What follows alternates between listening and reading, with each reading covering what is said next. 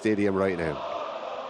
Richard, thank you. Yeah, there is a absolutely massive John Clark tifo which has been unveiled off to our right, one of the two Lisbon Lions who passed away over the summer, John Fallon being the other one. John Fallon, an unused substitute in Lisbon, and they famously got the better of Internazionale to become the first British side to win the European Cup.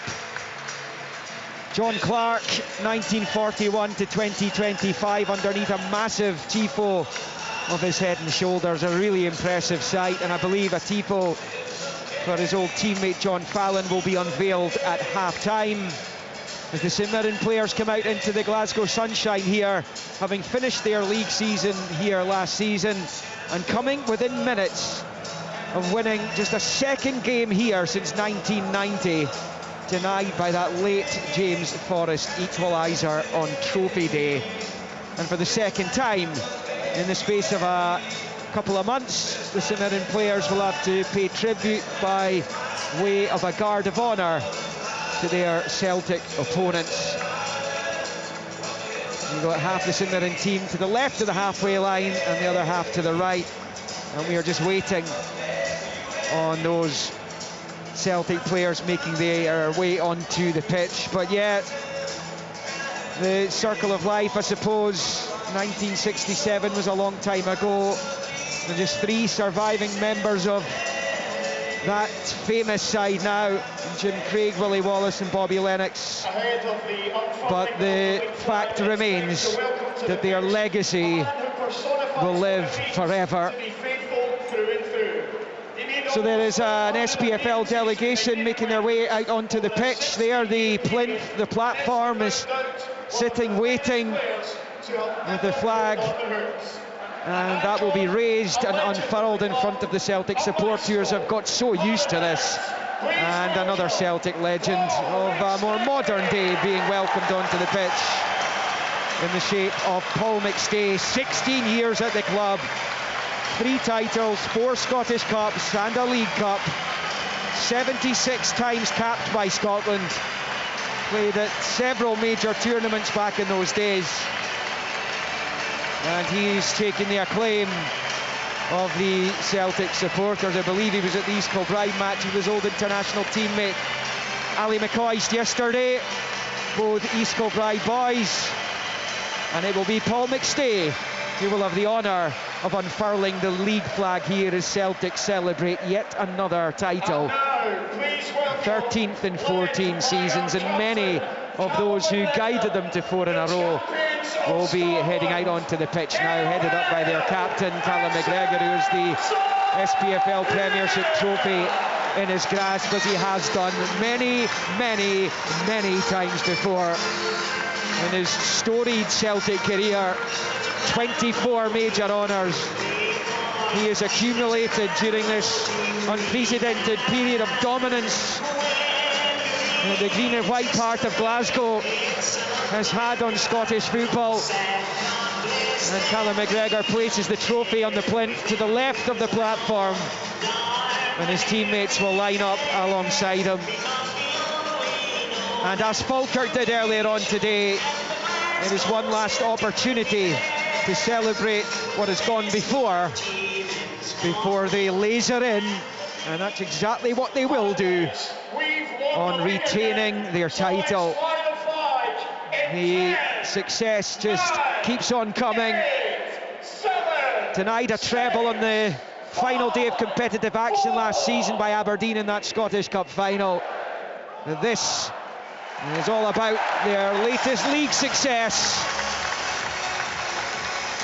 In front of that really impressive John Clark tifo, the flamethrowers burn up into the Glasgow sky down below us, and the fireworks gone off over on the north stand side as well, and green and white smoke emerging from them, which is billowing across to the left.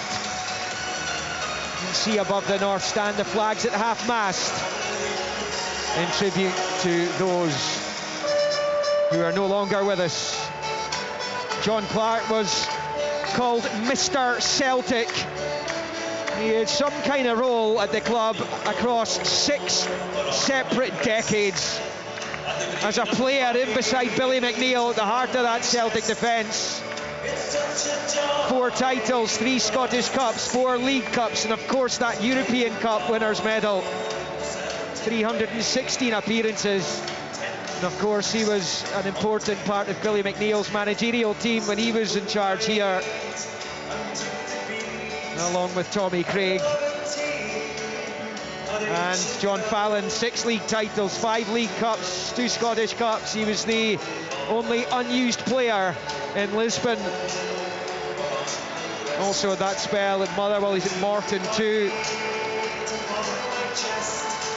And behind Ronnie Simpson it was, on that famous day in the Portuguese capital, after Simpson took the gloves off him when he arrived from Hibernian.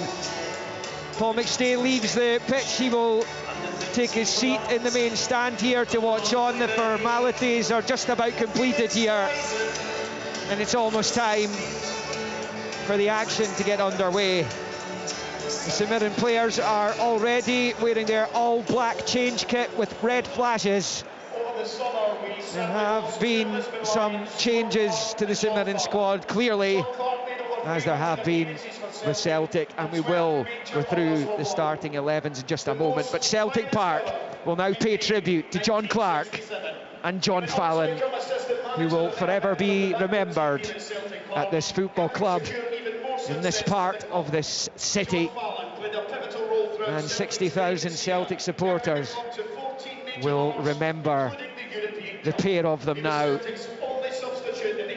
And as you can hear in the background, there's plenty to say about the two and their storied Celtic careers. And it will be a minute's applause on the whistle of today's referee, Don Robertson, as the Celtic players stand as one to pay tribute.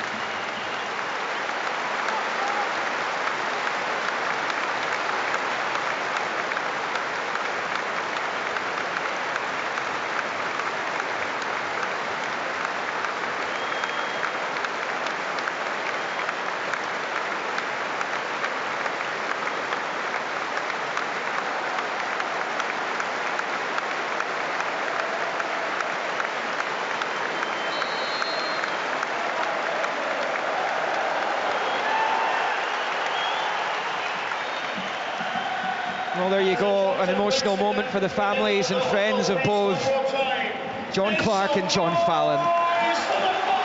The Celtic players go into their huddle. They're just about ready to get this title defence underway. They are odds on again to win yet another league title. It would be their 56th if they get the job done. As they break out from their group there into their positions on the pitch, it's going to be St Mirren though who will kick off, and they gave Celtic a game here on the final day of the season. It's a very different time to be playing them here though. And they've only lost one of their last 6 opening day fixtures, have the Paisley side. They were beaten by Motherwell in 2022. They thrashed Hibs a year ago at home. As the game gets underway, and it's played all the way back to Shamal George, who will launch it forward as St Mirren go right to left as we watch from the main stand, high above Stephen Robinson's dugout. They will shoot towards the Jock Stein stand.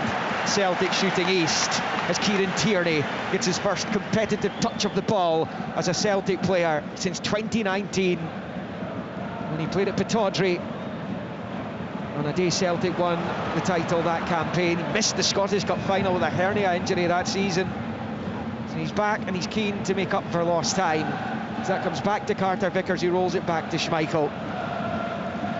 It remains at Dens Park 2-1 to Hibernian. We'll keep you up to date with that as long as that game is going. But Kieran Bowie's double in the first half might be winning the game for Hibs. Dundee have an equaliser. We'll keep across that. Scales goes back to his goalkeeper. Schmeichel came a long way, and Carter Vickers got in his road and cleared. I suppose if you're the centre back and you're not sure where the keeper is, or if there's any kind of divide, you just get rid of it. As St Mirren with Jayden Richardson comes bounding down that right hand side, taking on Maida, who reacts well and pinches the ball back off the new St Mirren signing, who has played in the opening day of a Scottish Premiership League season here before, when he did so with Aberdeen in 2022 under Jim Goodwin, and a teammate in those days of Liam Scales, who's at the heart of the Celtic defence this afternoon. As Killian Phillips, now a permanent signing, finds Richardson. He tried to knock it forward there, looking to get it into the path of Idowu. Celtic clear out for a throw-in on the far side, but St Mirren have settled pretty quickly here, Stephen Thompson. They have indeed, Liam, getting a nice early touch of the ball. It's always important when you come to places like Celtic Park that you get, everybody gets a wee feel of the ball early on, and they have started brightly indeed. Killian Phillips chasing it. Is he on or offside? He gets it at the byline, pulls it across, but the flag has gone up. Sure. Celtic have taken the quick free kick, or perhaps they were given the advantage there. It's Nygren who picks up in the midfield and rolls it out to Johnston on the near side. And here's Rio Hatate, who missed that Scottish Cup final at the end of last season with injury. He finds Tierney on the left-hand side, and now it's Maida, level with the 18-yard line of St Mirren, and then back to Tierney, who dinks it forward, looking for Maida in behind the full-back, the wing-back Richardson. Fraser goes after it and shepherds it behind, under pressure from last year's Premiership Player of the Season. In dies in Maida, and it will go behind for the goal kick. Scott Allen watching this alongside myself and Stephen this afternoon. What kind of game are you expecting? Is clearly Celtic are huge favourites to pick up all 3 points today, but if there's one thing we've learned about St Mirren, is they will put up stout resistance.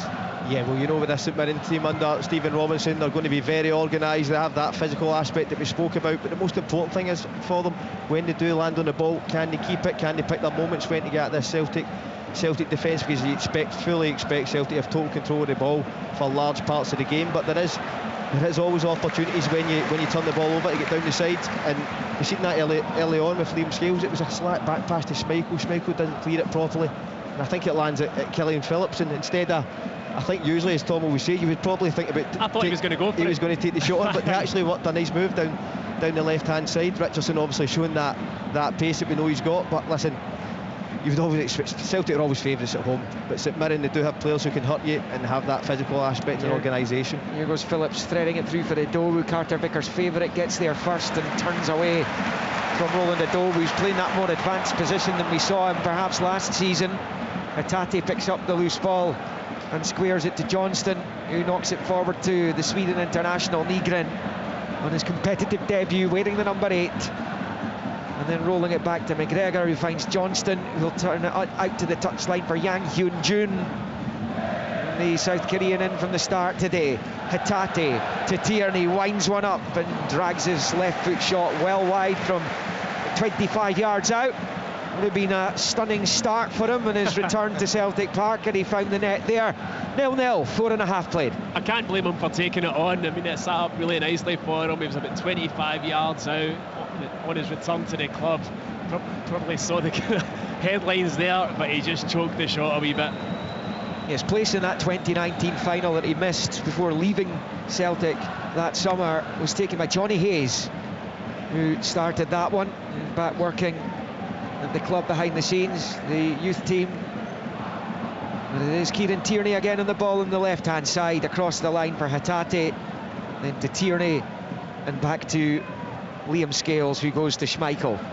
I just wonder, with Greg Taylor away, and he was a pretty good operator for Celtic, with the return of Kieran Tierney, is that perhaps forced Taylor to leave the club, do you think? Because I think they wanted to keep him.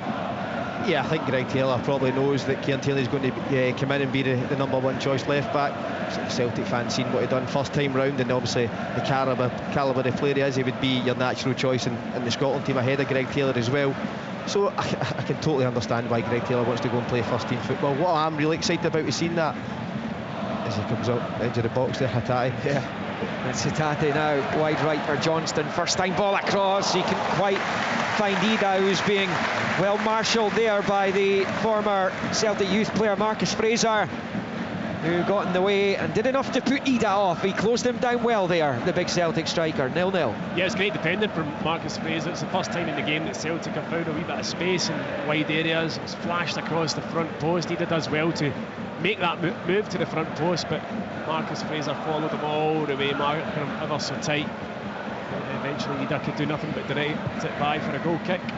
Hibs closing in on an opening day win. They lead Dundee 2-1 at Dens Park. And that's been the scoreline since the break in that one, and they are on about 83 minutes at Dens Park.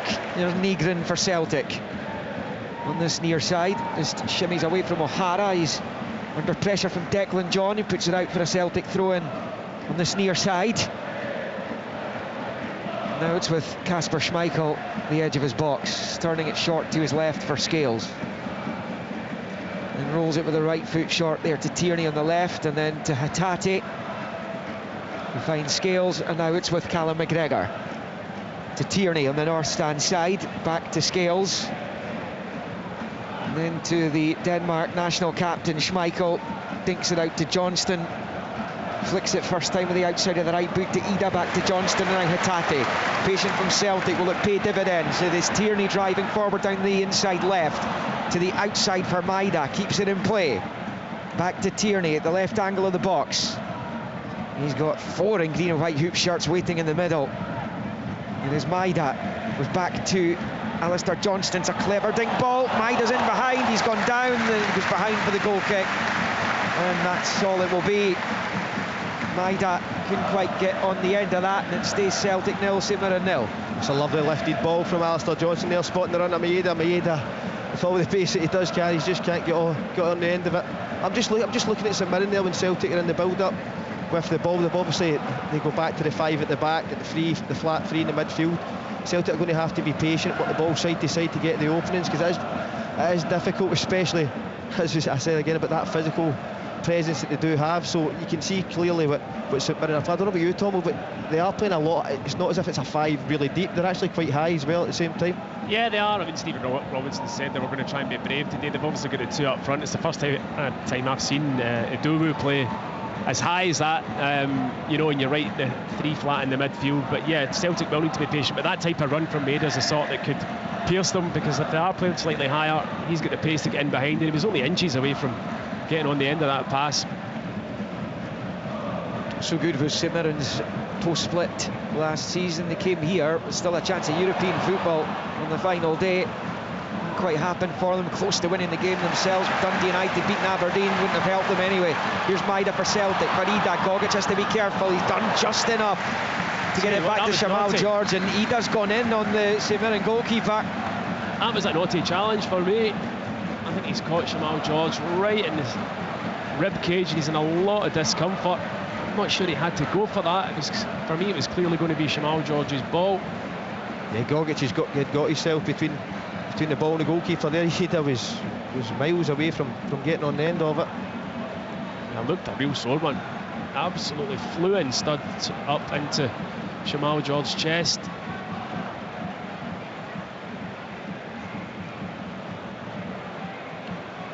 And St Mirren players coming to take on some fluids down below us while we wait to see how Shamal George is.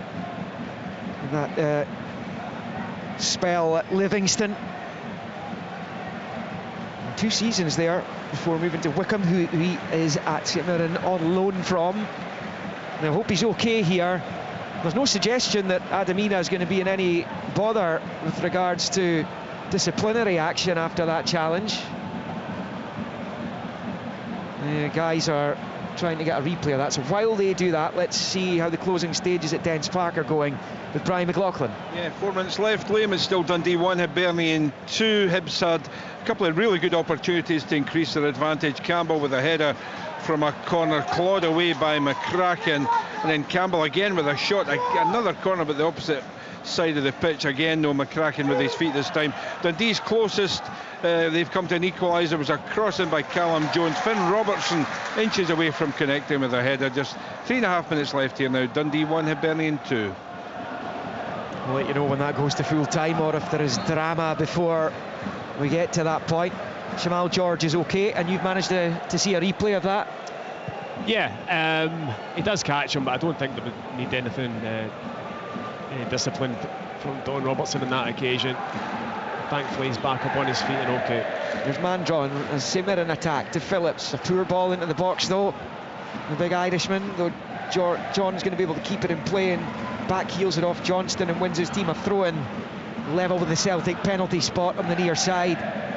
He bowls it back to the Jamaica international king, and Another of the new signings, works it to Taylor and then back to King. It goes all the way back to George at the edge of his box. Long ball forward, Edowu coming back from an offside position, and it bounces harmlessly through to Kasper Schmeichel. 11.5 played, Celtic 0, St Mirren 0 here.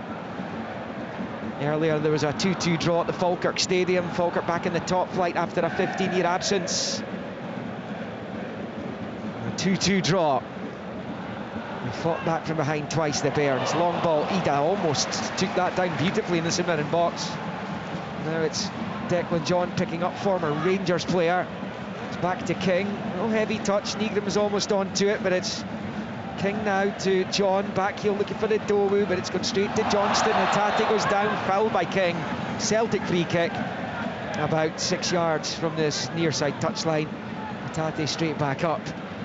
There will be an opportunity perhaps for Celtic to cause some kind of panic in the St Mirren penalty area here with this. Callum McGregor will leave it for Negrin. Little Dinkin looking for Ida, but it bounces all the way through to George. And of course St Mirren looking for a 4th successive top 6 finish this season, Stephen. Yeah, that would be quite an achievement, Liam. Obviously still a bit to go in the season, but it's incredible they've managed it 3 seasons in a row. Great consistency from Stephen Robinson and the team, but as I said earlier to Richard, I think this season's going to be really, really tough. Everybody's strengthened in the summer, so it'll be a big ask, but you wouldn't put it past them. Yeah, I mean, he's at pains to point out his budget is nowhere near the level of the sides you would expect to be in the top 6. I think you fully expect Hibs, Hearts and Aberdeen to be a lot better this year and a lot more competitive. I think that's the thing I think we could all agree on. Yeah. It's Callum McGregor back into his own half, slips it from left to right of the centre circle for Carter Vickers. Now it's with Johnston in the St Mirren half. Turns it to Hatate, out to the left for Tierney. Now in the attacking third. Tierney fancies testing Richardson. He's twisting and turning, and he's managed to get away from him as well. And comes the cross, and Ida's header down into the ground is held on to by George. It's outstanding play from Kieran Tierney, and they might need a corkscrew to get Jayden Richardson back off the pitch there, because he was turned inside out by Tierney. George managed to hold on. It was such good play from Kieran Tierney. Looked like Richardson had him for a moment, then he just spun him, and the cross he puts in is absolutely excellent, as you'd expect, as well. His delivery is always very good. Ida probably could have done a wee bit more with a header straight at Shamal George, but yeah, Tierney, real quality. Richardson hooks it forward looking for Mandron, but Scales is there. Left to right of the circle, it's with Johnston. Long ball looking to get Yang in behind Declan John, but it's too close to the keeper. All in red, Shamal George. He has the ball at his feet just now. The St Mirren fans off to our right down the barrel at their goalkeeper. It's not the best away view in Scottish football, the one here at Celtic Park. As George launches it forward, it's Edowu looking to nick it in behind Johnston for Mandron. The Canadian reacts though. Celtic have it back. Yang sliding in on Edowu to ensure that they do. Here's Scales to his left for Tierney. At the 15-minute mark, no goals. Almost full time at Dens. Dundee 1, Hibs 2. And into stoppage time there. It's Maida to Hatate over on the touchline. Level the 18-yard line. It goes back to Tierney. Edge of the centre circle there. Scales to McGregor. McGregor switching it to Johnston. Johnston out to Yang on this near side.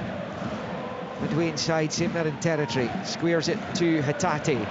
Turns away from Phillips, slipping it through. Almost got Ida engaged there. Fraser blocks. Given away though. Misunderstanding between Marcus Fraser and Fraser Taylor, and it is Yang working the 1-2 with Negrin at the edge of the box. Pokes it back the way. Mandron trying to get onto ahead of Scales, but Scales does enough. Forces it out to Tierney on the left. Tierney looks up in the box, gets a cross in. Ida heads over, 6 yards out. Flag spares him though. Spares him because that's a really good opportunity otherwise there for the big Celtic number 9. It stays goalless. Yeah, he was just stretching for it again. The ball's out of Tierney, and Tierney just feels into the box, giving Eddie a target to go and hit, and he just couldn't quite get on the end of it, make good contact. But I said it all stems again from Rio Hatate. I think when you look back at that Scottish Cup final, you actually seen what Celtic are like when they don't have him in the tight areas. He's got the disguise. It was a huge miss, wasn't he? Yeah, he was a huge miss. For me, he's the best midfielder in the country in terms of the creative areas. He's got the disguise, he likes to feel the contact, and he's got that end product as well to go with it, so that look far better in the areas, as if they're going to hurt teams down the side. And he's got that through pass that we see time and time again. Celtic starting to come into this game and starting to create chances now. Saints up the pitch here though, with John back down the line for O'Hara, on to halfway for King. And Gogic, another stellar season last term. He takes a touch and drags it away from Ida. Good bit of skill from Gogic. Looks great when it works, as it did there for the Cypriot. And it's George with a long ball. Mandron beaten in the jump by Carter Vickers. Breaks though to Idowu in the centre circle. He's away from the challenge of McGregor. Rolls it out to Richardson. He's got pace to burn on the right. Gets his cross in, but there's nobody in St Mirren colours in the 6-yard box, and that's where the ball went. When it breaks out to Carter Vickers, he finds Nygren. There's been one or two little bits in the relative infancy of this game, Stephen, that St Mirren can be relatively encouraged by. Yeah, I just feel as though Mandron had to really bust himself there to make it into the box. He didn't really put the afterburners on until Richardson was about to cross the ball. Maybe Richardson should have lifted his head and seen there was nobody in the box and maybe tried to stall it a bit, but there's a quick free kick pop through for Maida. St Mirren were sleeping. Maida's round the goalkeeper, tight angle, across it comes, and King's nutmeg means it goes across the face of goal, and Declan John can clear. Oh, it's good play by King, because he's got great awareness of what's around him, because he simply jumped over the ball there. How often have you seen a centre-back put it into his own net in that kind of situation? Maida's got to score for me there, Scott. I don't know about you. One-on-one with the keeper, he goes round him, but he's too wide. But even then, the angle's not, it's a tight angle, but it's not impossible. You've seen him score them. You've seen him score them. I think he's hoping obviously the opposite wide players in a goal that we see Celtic score. What a pass it was. I didn't actually see who it was. It was taking that Cal quickly. McGregor. What's that ball through from him? Through ball. St Mirren went ready, and you have to be. That's the thing about being concentrated against this Celtic team. They want to get things going immediately. It's Carter Vickers going back to Johnston, who rolls it short to McGregor. A Celtic come on the attack again. I understand it's full time at Dens Park. We'll get to Brian McLaughlin as soon as it's suitable to do so in the very near future. But Hibs have won that game 2-1 as Scales picks up and rolls it out to Tierney on the left-hand side. An opening day victory for David Gray, and continuing where they left off last season and shrugging off the disappointment of the late heartbreak against Midtjylland on Thursday evening in Europa League qualifying. Here's Johnston for Celtic, up the line for Yang, midway inside the St Mirren half, as ball forwards cut out by King, breaks to Johnston, gets it back from Ida in the box, across it comes, and it's a wonderful last-ditch defending from Jaden Richardson, because Maida and Ida are both waiting as Celtic rap at the door, ever louder here in Glasgow. It remains though Celtic 0, St Mirren 0 on 20. Brian McLaughlin at Dens Park. Yes, it's finished. Dundee 1, Hibernian 2. All three goals coming in the first 45 minutes. A double from Kieran Bowie after some shocking defending. Equally though, shocking defending from Hibernian that allowed Finn Robertson to bring Dundee back into the game. But it wasn't to be for Stephen Presley in his first league match as Dundee manager. For David Gray, they head back to Easter Road with all 3 points. It's finished. Dundee 1, Hibernian 2. Victory for Hibs. Maida chasing a lost cause. It was behind for the goal kick. Scott Allen, former Hibs midfielder, former several clubs midfielder, of course, in his own excellent career. Victory for Dave Gray, and Hibs continue where they left off from last campaign in the Premiership. Obviously heartbreaking the other night against Midtjylland, but I think today was just about winning the game. Kieran Bowie, who for me has been an absolute standout over the 2 games that I've seen him play, and obviously getting on the score sheet with 2 today, so he's someone who I think can really affect the league, and I think he's got to have an eye in that Scotland squad. I think it's been something that's widely spoke about in terms of that number 9 area of the Scotland team. For me, what I've seen of him, he could be knocking on the door very soon. Stephen Presley loses his first league match. That won't curry any favour with the Dundee supporters, who aren't quite as confident that he can make the kind of impression that they want him to make. Anyway, 2-1 Hibs. Here it's 0-0. Earlier it was 2-2 Falkirk Dundee United. And it's Maida for Celtic, back for Tierney. Just didn't have enough on it, and it's Idowu for Mandron. Lovely little flick there for Fraser Taylor, that wonderful loan spell at Arbroath last season, getting his chance at the start of this campaign and in the League Cup groups as Saints came through. And now it is picked up over on the right by Fraser, pops it through towards Phillips, bounces off him and off his now international teammate Liam Scales, and now it's with Nygren. Fires it out to Yang, driving down the right hand side. Can he keep it in? Yes he can. Now he's going to attack the right side of the St Mirren box against King. Rolls it back to Nygren, square ball for Hitate, winds up the pass there, thought he was going to shoot, he tried to knock it through, it was blocked, breaks out to Tierney, whose cross is too close to Shamal George, who holds on, and it stays a quarter of the way through this match. Celtic 0, St Mirren 0, and so far so good for the Paisley team. Yeah, it is. I mean, they're defending very well. You go back to that Richardson one that was flashed across the face just 4 or 5 minutes ago. It was superb bit of defending. Marcus Fraser earlier, you get the King one. So the defended situations, well, they're making it difficult for Celtic to find openings, basically. And they've carried a wee bit of a threat, but not really managed to threaten Kasper Schmeichel so far in the goal of Celtic. Phillips for Saints, down the right hand side he goes, level with the Celtic 6-yard line, down by the corner flag he is now, and then it plays it off Tierney looking for a throw in, but it bounced off him last, and it will be a Celtic ball deep inside their own half over on that far side. Unable to make the early breakthrough that they would have craved. There's no doubt Stephen Robinson would have cursed the fixture list when he saw Celtic Park pop out for him on the opening day of the league campaign. Far from ideal, that. No, it's not. It's never easy come to Celtic Park, but I guess you could say he's getting out of the way. He's getting out of the way there. That's one way to look at it. Motherwell at home next week, I think.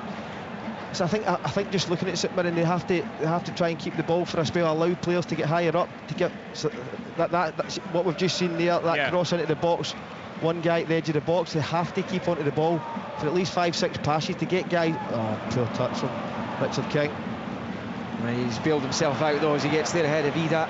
Makes to Taylor, switches it into the Celtic half to the right of the centre circle for Phillips, and out to Richardson on that right hand side, attacking the Celtic box, attacking Tierney, flicks it with the outside of the boot, looking for Mandron, well defended by Scales, and Scales was fouled by the St Mirren number 9, and that will be a Celtic free kick inside their own penalty box. They can knock the ball about, St Mirren, though. Yeah, I mean, I think the important thing when you come to Celtic Park is not to concede early. So we're nearly 25 minutes in now, and Stephen Robinson will be really pleased. Limited to Celtic to just a few openings. They're frustrating Celtic, and as Scott rightly points out, when they do break into forward areas, they just don't quite have the numbers up. Obviously you don't want to overcommit because you can be picked off by Celtic, and they wanted to keep that back five intact and keep that shape that they've got. Because it just takes half a second for Celtic to pierce you, but they're doing well so far, St Mirren. That's the thing though for St Mirren, obviously with Declan John and Richardson on the sides, and they can get up and down. It's whether they take the gamble, because if they do turn that ball over, you're not just running back against guys who are quick, you're running back against Maeda, Yang, who are lightning, and that's the gamble, when to go, when not to go. A good play by Declan John, gets away from Yang, driving into the Celtic half. He runs into Johnston, who puts it out for a St Mirren throw-in on this near side. It was Jonah Ayunga who gave Saints the lead here in the final day of last season. James Forrest with a last-ditch equaliser.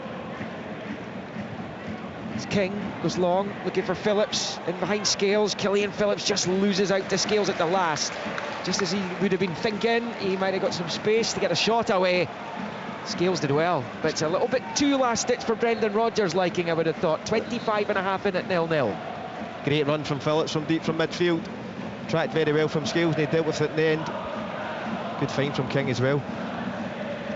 They do have that power between Mark O'Hara and Phillips. We have seen them score goals. I think Phillips had 4 in the League Cup phase so far, so he has that goal threat. He does, he carries that goal threat. I'd like to see them get Fraser Taylor on the ball more. He's not really been involved too much so far in the opening 26-27 minutes. He's one player that can find a pass. Yeah, he's got the two big guys in the midfield beside him, hasn't he? The diminutive Taylor. It's going to be a long throw from Phillips here. This near side's a bit level with the edge of the arc of the Celtic box. Bowled in by Phillips. Can't quite find Mandron, does find Declan John, who reverses a shot with the right foot past the left-hand post, and it stays goalless. So we have chance that, Scott, isn't it? I mean, it fell for Declan John. The long throw comes in and Celtic don't really deal with it under pressure from Mandron. It breaks to John. If it was on his left foot, it suited him a lot better. I had to shoot on his right from about 18 yards, but just again kind of rushed it and screwed it into the ground wide of Kasper Schmeichel's right-hand post. Yeah, I think when you're on your weaker foot, especially for that, maybe just try and shape into the far corner, give it a chance. Even if the goalie gets a tip on it, somebody can maybe follow in. But just on Fraser Taylor in terms of him getting in the ball, he has got a very good variety of passing. He doesn't naturally, because they're not playing with wide players, they don't naturally have that one where they can open up and switch the play. Yeah. So everything is kind of central. Yang for Celtic on the near side as they do some attacking this time to the overlapping Johnston. First time right foot cross is whipped in towards Maida. Too much on it, breaks to Tierney, takes a touch, vault last for goal there, and over the bar it goes for a corner off Gogic, I think it was Gogic or Fraser. Yeah, it's Gogic. Yeah, and it will be a Celtic corner on this near side. Not too many of these. Good strike from Tierney, nice and controlled finish. Good defending again. Yeah, I was just about to say that, Tom. What St Mirren have done really well. That's opening part of the game. They defended their 6-yard box very well. And there's one place you have to do that. It's here. Seeing Celtic haven't had many of these. This is the first corner in the match. 28 in. It's going to be taken by Nygren right in front of the St Mirren supporters. In with the left foot from the Swede, headed away by Phillips. Breaks to McGregor. Square ball for Hatate. Looks up and gets the cross in. It's headed away by King. Breaks to Johnston on the halfway line. He'll go back to his goalkeeper, and St Mirren have survived that latest assault on their penalty area. It's 0-0 at Celtic Park. The header from Scales drops into the centre circle. King slices that. It's gone to Maida. He'll roll it out to Tierney on the left. Infield to Rio Hatate. But Nygren is an option ahead of him. Instead, he squares it to Carter Vickers. Stephen Robinson out there barking the orders as he loves to do. So engaged in the match. And O'Hara goes back to King, who flicks it out to this near side. Mandron can't get there. Carter Vickers knocks it out for a Celtic throw-in off the St Mirren man, and it will be Johnston over it. And he bowls it back to Carter Vickers. We're in the 30th minute of the game. Speaking to Stephen Robinson in the summer, and I was asking him about his etiquette in the technical area and how animated he is, and I said he's quite the contrast to Brendan Rodgers. He said it's because Brendan wins loads of games, wins trophies. Here's Edat trying to get in behind Gogic. Gogic doesn't have to hold him off. In fact, the flag's gone up against Adam Edat. It remains Celtic 0, St Mirren 0. But it is, Brendan Rodgers stands there, arms folded or hands in pockets, and you've got Stephen Robinson louping around his technical area, putting the steps in. It's very difficult to hear anything from the sidelines. So regardless of what you shout, I'm not sure how much that message gets across, but he is incredibly animated. In comparison with Brendan Rodgers, I'll never forget his first game, Lincoln Red Imps. You remember that? I was there, I worked at that one. I was there also in the change room. I remember going back into the change room after the game expecting the hairdryer treatment, I would say, and he was so calm. I think that's just his personality in terms of coaching. Very good temperament. Mandron, meantime, has won St Mirren a free kick just outside the Celtic box. It's a clumsy trip and an opportunity here perhaps for St Mirren to test Kasper Schmeichel. Half an hour in. Yeah, it's possibly just a wee shade too far. What would you say that is, about 25 yards, but I'm pretty sure they'll take the shot on. I don't know who'll go over it. It was sort of right footer better, but it seems like Declan John's standing over it, so it seems to me then it'll float one into the back post here where St Mirren have loaded the box with their bigger players. Still prefer the right footer for there though. Aye. Make the goalkeeper think, can he come get it, can he not? Let's see what Declan John can come up with here. It's an attacking opportunity for St Mirren here at Celtic Park. Three-man Celtic wall. You'd think the way John's shaping up it'll be a cross. Now comes the movement. In comes the ball. It's a good one as well towards the back post when it's flicked away. Kept alive by Fraser. and then to Gogic. His header finds Gogic left-hand side of the box. Back to O'Hara, takes a touch, shoots and forces the save from Schmeichel. We were right behind that. It's an outstanding hit by Mark O'Hara. He's got a good record of scoring against Celtic and Rangers, and he forces Schmeichel to dive to his left, and he's managed to get it out for a throw-in on the opposite side. It stays 0-0. It's a brilliant effort, isn't it, Scott? He gets some pace and dip and power on it. Just looking to shape it into that top left-hand corner, Kasper Schmeichel. Yeah, he just got out his feet, seen that corner. He scored some big goals. I think he scored here a few times as well. He is capable. Saints come again. Here's Fraser Taylor, takes a touch, clips it into the box, cleared there by Johnston. Gogic will try and recycle it. Short ball to the right for Fraser. Forward it comes here for Idowu, out to that right-hand side. Chance to cross here, Phillips, and it comes too deep, and it's straight through to Schmeichel, who holds on. And the problem for St Mirren is they've now got to all try and reset and get themselves back into position, albeit Schmeichel's long ball isn't going to find Ida. And Gogic can turn it back to his goalkeeper. George hits it first time with the right foot. It is Celtic 0, St Mirren 0 here in Glasgow. I can't believe Shamal George just humps that up the pitch with Fraser Taylor standing in acres of space in the middle of the, just outside the 18-yard box, demanding the ball. Yeah, because this is coming right back at them here. Yang short infield to McGregor. Nothing worse as a midfielder, that. Nothing worse. I'm sure. It is McGregor out to Johnston wide on the right-hand side, a couple of yards from the near side touchline, infield to Nygren. Now it's with Yang. Flicks it back to Johnston, who does likewise to McGregor. McGregor with the left to Tierney. Tierney goes out to Maida, wide on that left-hand side, up against Richardson. His cross is cut out at source, and it goes out for a Celtic throw-in. Level with the St Mirren penalty spot. Tierney over it, 12 to the break. No goals as yet, St Mirren holding firm right now. Short from Tierney to Maida, back to Tierney, finds Ida just outside the 6-yard box. It's cleared, there's an offside anyway against Adam Ida. He's got the arms outstretched in innocence there. Thinks that's the wrong decision. It didn't come to anything anyway. Just feel as though Celtic have got a few gears to go through yet. I mean, I know it's the first game of the season, but not the usual intensity for me so far in the game. Large part of that down to St Mirren, obviously making things difficult for them, but I feel as though not quite hit their stride. Well, they did that plenty last season, scoring 159 goals across all competition. In a 3 goals per game average, surviving Champions League football too, across the season, across all competition. McGregor, left of the centre circle, just popping it into that for Johnston. It's in behind McGregor. Nygren holds off Taylor to retain the ball, though now McGregor to Tierney on the left. Looks to get the cross into the St Mirren box. It's cut out by Phillips. Tierney keeps it in play, right over on that north stand touchline. Rolls it back to McGregor, who flicks it back to Scales. Stepping away from Idowu, playing it short to Tierney, and then back into his own half for McGregor. Returns it to Johnston in the centre circle, and then to Nygren. Left-footed ball to Johnston, little chip attempt there to find Ida. Blocked, St Mirren clear, but it's Yang picking up the scraps. On the right-hand side of the box, finds it, Tate pulls it across, and Shamal George dives and gets onto it. Good confident goalkeeping by George, just to prevent that sneaking through to Maida or Ida. And with 10 to the interval, it stays Celtic 0, St Mirren 0. St Mirren defending really well again. Just think in terms of Celtic in possession, when they do get into the areas down the sides of the St Mirren defence, so many bodies, the ball has to be perfect for a Celtic player. But I'd agree with you though, I think Celtic actually out of possession in terms of the counter press that we've seen last year, which was, they were getting a lot of goals from it. Just a wee yard off it. Yeah, the intensity, you can definitely see that intensity isn't there at the moment. Gogic for Saints, short to Fraser Taylor.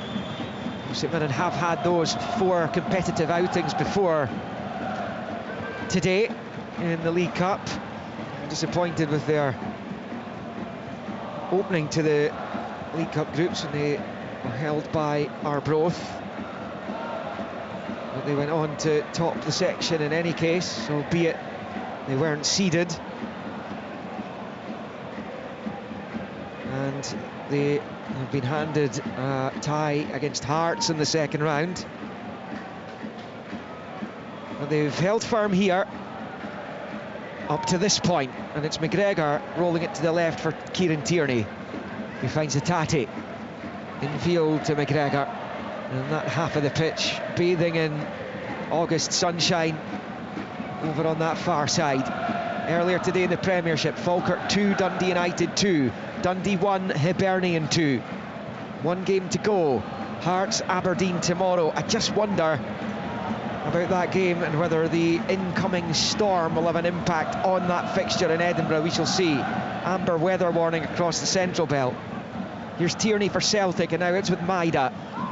Back to Kieran Tierney. And then to Maida, left-hand side of the Saints box. Tierney level with the 6-yard line, twisting and turning again, and crossing, headed away by Gogic. Now Edowu gets there ahead of McGregor, but his touch gets away from him, and McGregor does enough in the end. And it's the Celtic skipper on the ball here. Brilliant from Tierney again. Really, really good out on that left-hand side. He's put in about 4 brilliant crosses, again showing really good skill. Thinks the ball into the box. The problem Celtic have got is when it comes in there, as Scott pointed out, St Mirren have got 3 massive players across the kind of 6-yard box, if you like, so the ball needs to be inch perfect. He looks like the main chance of Celtic getting a goal here. It's going to come through Kieran Tierney though down that side.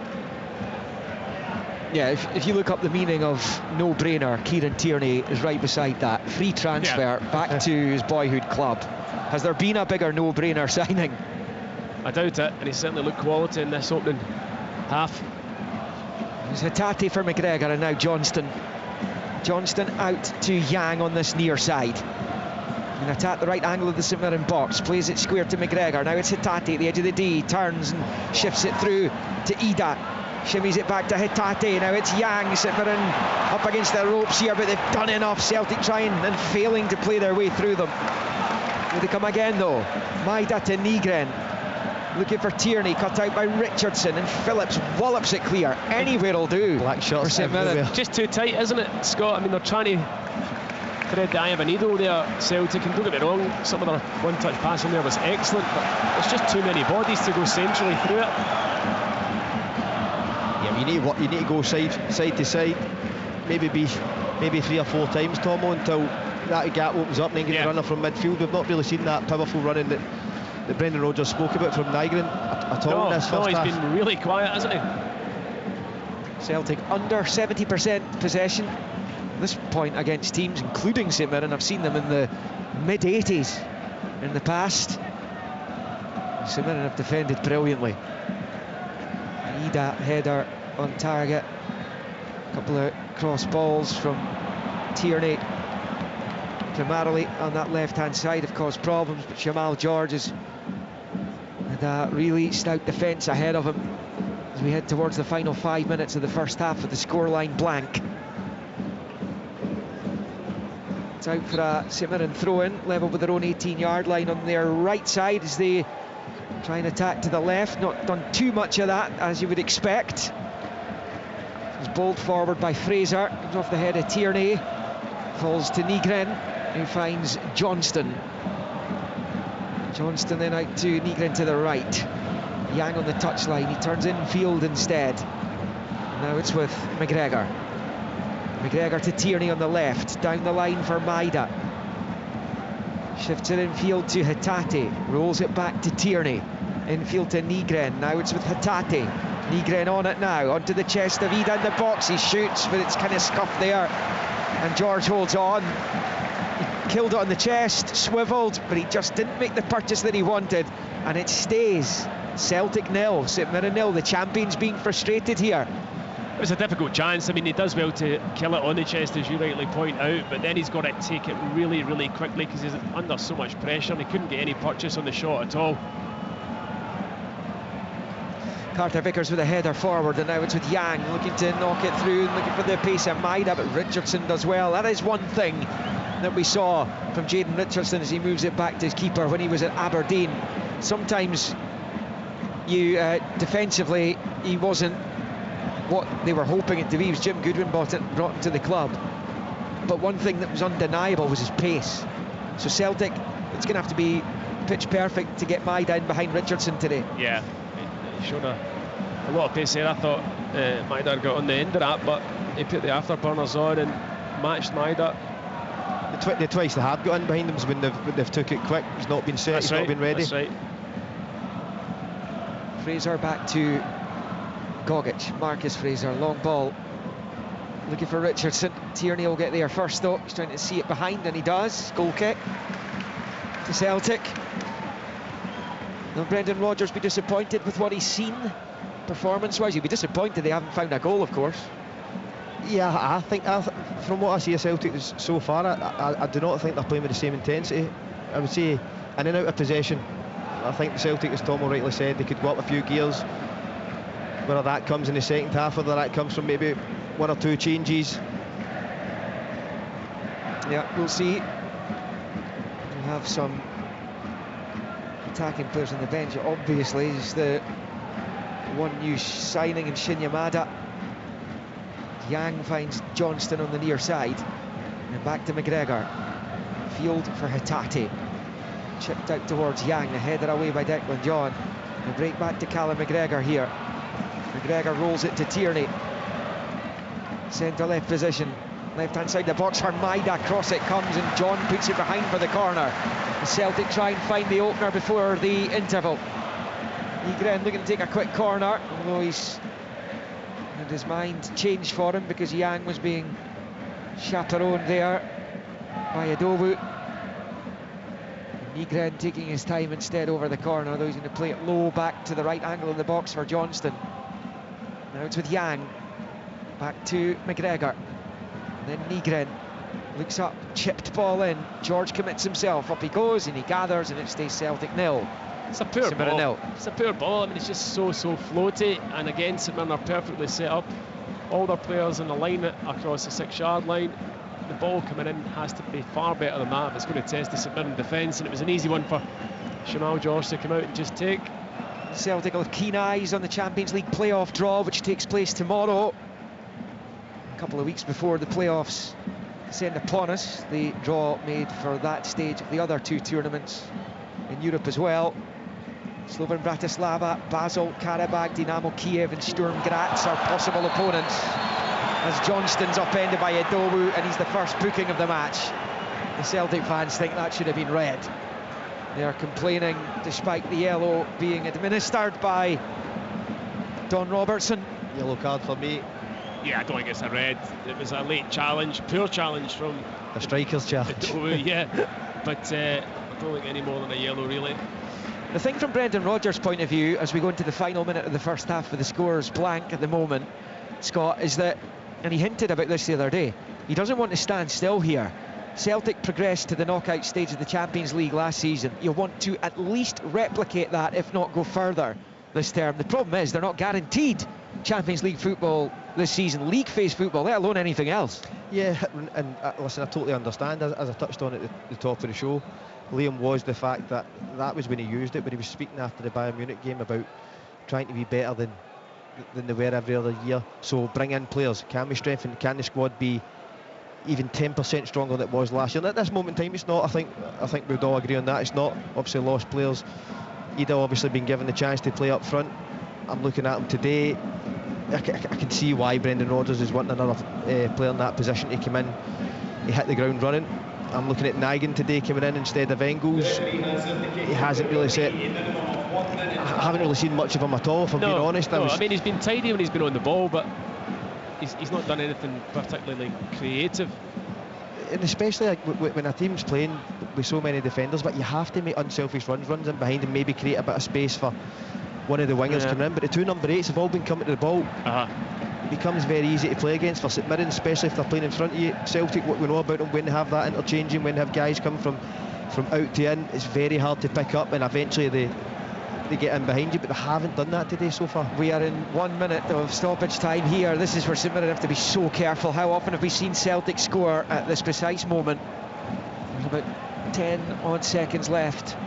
Maida picks up left of the St Mirren box, looks up, gets the low ball across. Nygren's chance, and it's saved by George and off the bar. Nygren hits for goal again, and the Saints keeper holds on. I've just been talking about how quiet he's been. Benjamin Nygren almost broke the deadlock. St Mirren dodge one there. Huge opportunity for Celtic's new signing, right at the last knock-ins in the first half. And he couldn't take advantage of it. George did enough, came off the underside of the bar, and eventually ended back in the gloves of the St Mirren #1. And they've kept Celtic at bay for much of that first half. The best chance before that was an Ida header from a Tierney cross. Mark O'Hara stinging the fingertips of Kasper Schmeichel in that first half as well, and what was St Mirren's best attacking moment in the game. But defensively, they've been so sound. Celtic at times guilty of trying to play their way through that defensive line, to no avail, albeit Nygren was so close there to giving Celtic a half-time lead. However, the champions left frustrated in Glasgow's East End, where at half-time on the opening weekend of their Premiership title defence, it is Celtic 0, St Mirren 0. Football from Sports Sound on BBC Radio Scotland. I've booked a holiday. Where are you off to then? On BBC iPlayer. This is what you've been grafting for. Ain't a honeymoon, I can tell you that for free. Going on a trip? Go tomorrow. Well, You're in luck. Take these killer travel companions. and you live like a king. Right decision. Line of duty, this city is ours. The gold and loads more. I could get used to this. And that is something that does not happen every day. Journeys fly by with crime drama on BBC iPlayer. This is Sports Sound here on BBC Radio Scotland, where I have to advise you now of a choice of listening. So if you do want to carry on with the football, that of course will be the second half from Celtic Park. Celtic against St Mirren, and we will wrap up the rest of the day's football between now and 7 o'clock. Make sure you're tuned in. If you're on the radio, it's good old-fashioned Radio Scotland 810 medium wave. But on digital, you get us on BBC Radio Scotland Extra. And of course, you will get us online as well at bbc.co.uk/sportscotland. So that's the football on medium wave, on Radio Scotland Extra, on digital and online. And on FM, it is your requests with Gary Innes. So this is Sports Sound with me, Richard Gordon. Already brought you that exciting 2-2 draw between Falkirk and Dundee United. We kept you right across Hibernian's opening day win, and they are, as things stand, the only winners on the opening day of the top flight, the opening weekend of the top flight. Kieran Bowie with a couple of goals there. Dundee heading back through Finn Robertson, but they could not get back on level terms. So Hibernian, the only winners so far in the top flight. And as things stand, Celtic, clearly, Scott Allen have had the bulk of possession and the bulk of opportunities, but I think it's fair to say they haven't quite fired on all cylinders so far, have they? No, they haven't been their fluid self as we've seen from last season. I think they've had chances, but nothing of real clear cut up. Though that Nygren won it then just before the half-time whistle there. I think they're lacking a bit of intensity, especially out of possession. Usually Celtic, when the opposition land on the ball at the edge of their box, Celtic are swarming them to get the ball off them. Haven't quite seen that intensity in their press. And in terms of the midfield, the two number 8s for me, in terms of Hatate and Nygren, just haven't made enough runs beyond and created space for your Maedas and that to get in behind. St Mirren, if you're Stephen Robinson, you're absolutely delighted what you've seen there. But Brendan Rodgers, I think at half-time, I think he'll be frustrated from what he's seen there. Yeah, he'll be looking for them to step it up, I guess. St Mirren, is it kind of going to plan? Is it pretty much what Stephen Robinson would have anticipated, Tomo? Oh, absolutely. Absolutely. He'll be thrilled with the St Mirren performance in terms of frustrating Celtic, in terms of, all right, they've not really created much in the game. You've had the Declan John shot that went by the post, and then you had the wonderful O'Hara effort. But they've limited Celtic to few clear-cut opportunities, and yes, they've had to defend last-ditch challenges on occasions, but they've defended as a whole very, very well. And, you know, we talked about their organisation. They are frustrating Celtic. Celtic have been slow in their build-up play for me, and that's because they can't find the space. They've not got enough movement off the ball, and St Mirren are making things difficult for them. So I think Brendan Rodgers won't be entirely pleased with his team's first half performance. Sometimes that happens, though. It's the very first game of the season, the expectations there, the big crowds in, the unfurling of the flag, and the falling flat of the kind of pre-match celebrations, if you like. They've not quite reached the levels, but you know, you've no doubt that they've got the quality there, and I think he'll be looking to his bench early on into the second half, because right now I really don't feel this Celtic performance is as good as what we saw last year. No, 0-0 it is between Celtic and St Mirren. Earlier, as I mentioned, 2-1 win for Hibernian at Dundee, and a 2-2 draw at the Falkirk Stadium between Falkirk and Dundee United. Let's hear from the two managers, Jim Goodwin and John McGlynn, who spoke to Al Lammett. I guess there's been a lot of people talking about, you know, players making that step up, as you say, from League One to Championship, now Premiership. I didn't see anyone who looked out of place today, did you? No, I'm glad of that. Yeah, I'm glad. I'm very glad, and I'm very proud of the players for being able to do that, being able to compete and go toe to toe with a good team, a team that's finished fourth last season.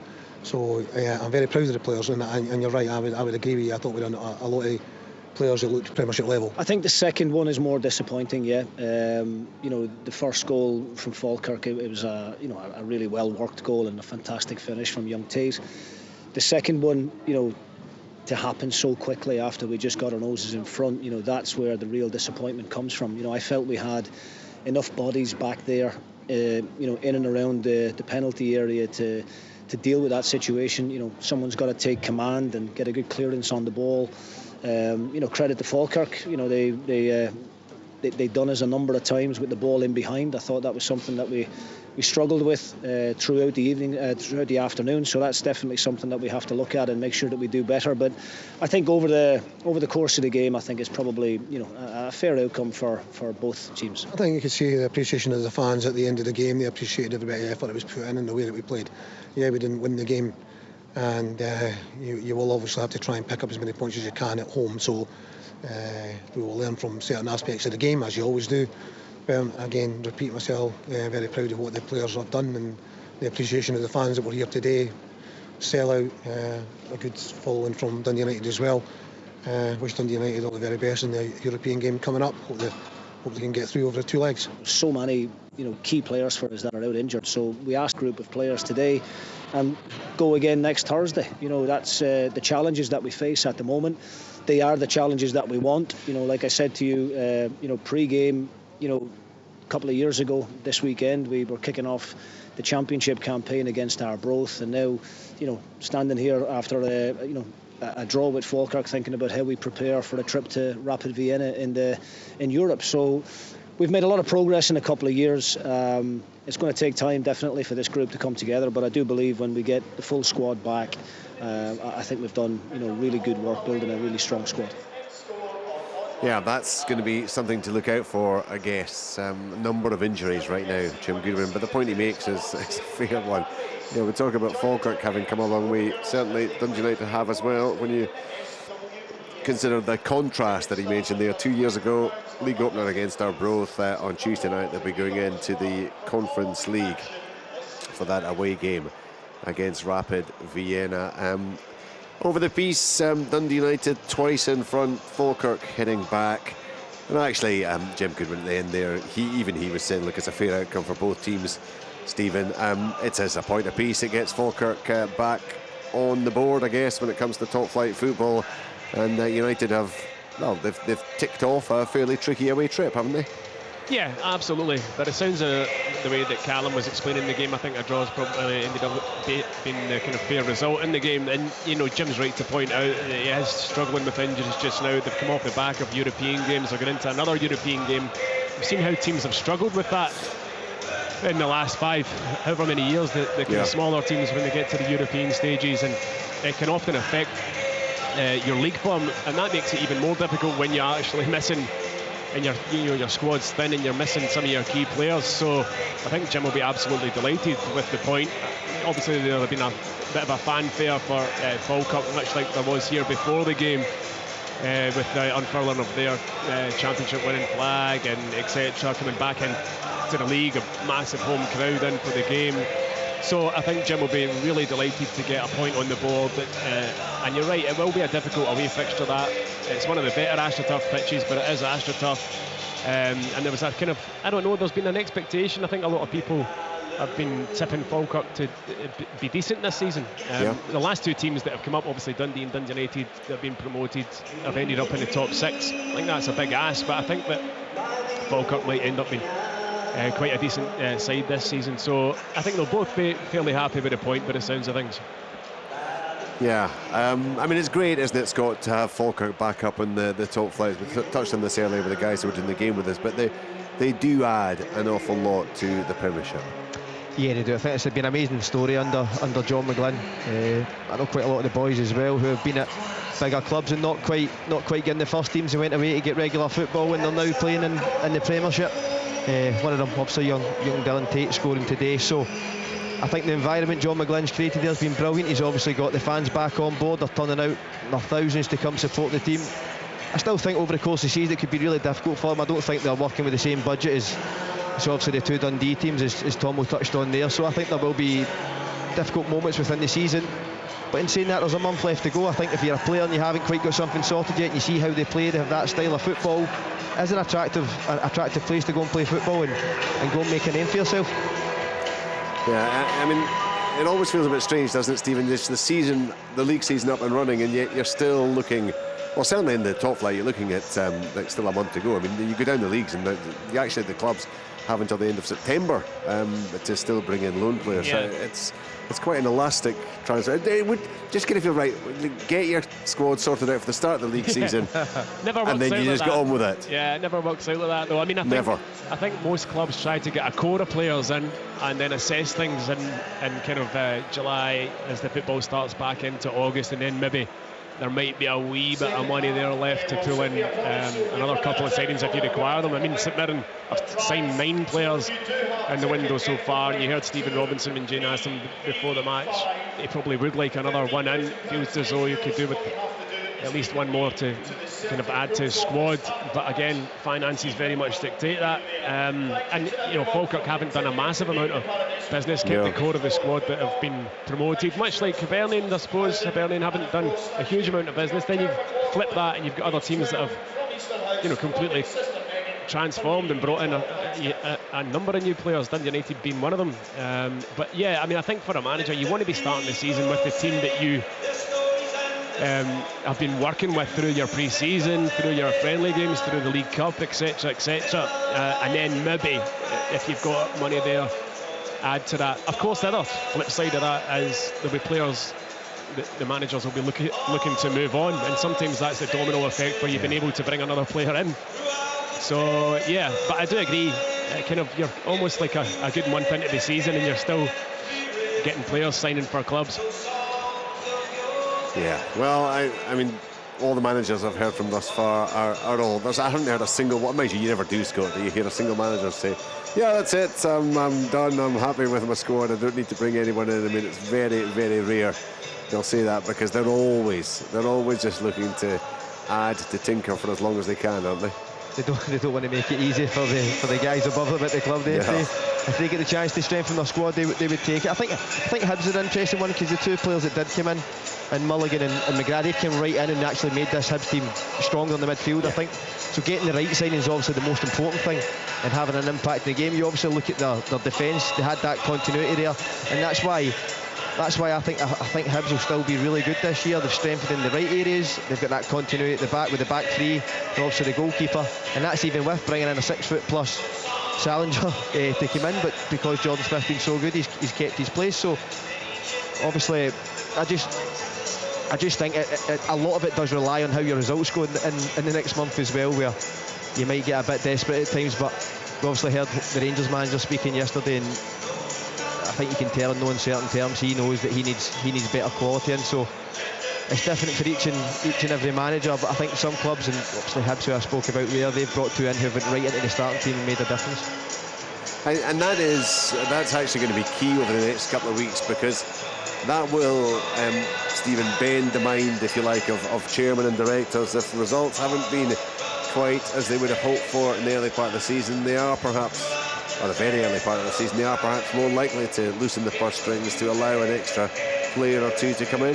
Yeah, I mean, I don't really know how it works. You know, I've never been a manager, but I'd imagine if you've had a bit of a shocker of a start and you're getting towards September and maybe lost 4 or 5 games, then it would allow you to find that bit of money, but or lose your job. All right, yeah, that's the alternative, isn't it? Has to be the right players, though. But yeah, I mean, that's the thing. Scott makes a good point. There's no point in bringing bodies in for the sake of it. And actually, you know, in Hibs' case, they brought players in to affect the starting 11, not just squad players. And if you can do that, bring players in that are going to start for you, then, you know, that's a great position to be in, not just squad fillers. This is Sports Sounds with me, Richard Gordon. We are moving into the latter stages of this marathon. Already brought you Falkirk 2, Dundee United 2. Max Waters, Ivan Dolcek for Dundee United. 2 equalisers for Falkirk coming from Dylan Tate and Ethan Ross, as both sides kicked off with a point. Hibernian took all 3 points from Dens Park. Kieran Bowie with a double. Finn Robertson got one back for Dundee, but that was the end of the scoring. We will hear from the managers there a little bit later. And we're midway through the final encounter of the day. It is the one at Celtic Park, of course, where Celtic are currently 0-0 at home to St Mirren. All the action, all the highlights and sports scene tonight. That's at 7:15 on the BBC Scotland channel. The teams are back out. It's time for live second half commentary here on Sports Sound and BBC Radio Scotland with Scott Allen, Stephen Thompson and Liam McLeod. St Mirren are 13 games without a win over Celtic since a 2-0 victory in Paisley in September 22. O'Hara and Ayunga scored before and after the half-time break, despite Celtic having 80% of the possession that day. And they've only won once here since 1990. Dennis and Durmus under Jim Goodwin, as the John Fallon tifo is unveiled in the safe standing section over on that far side.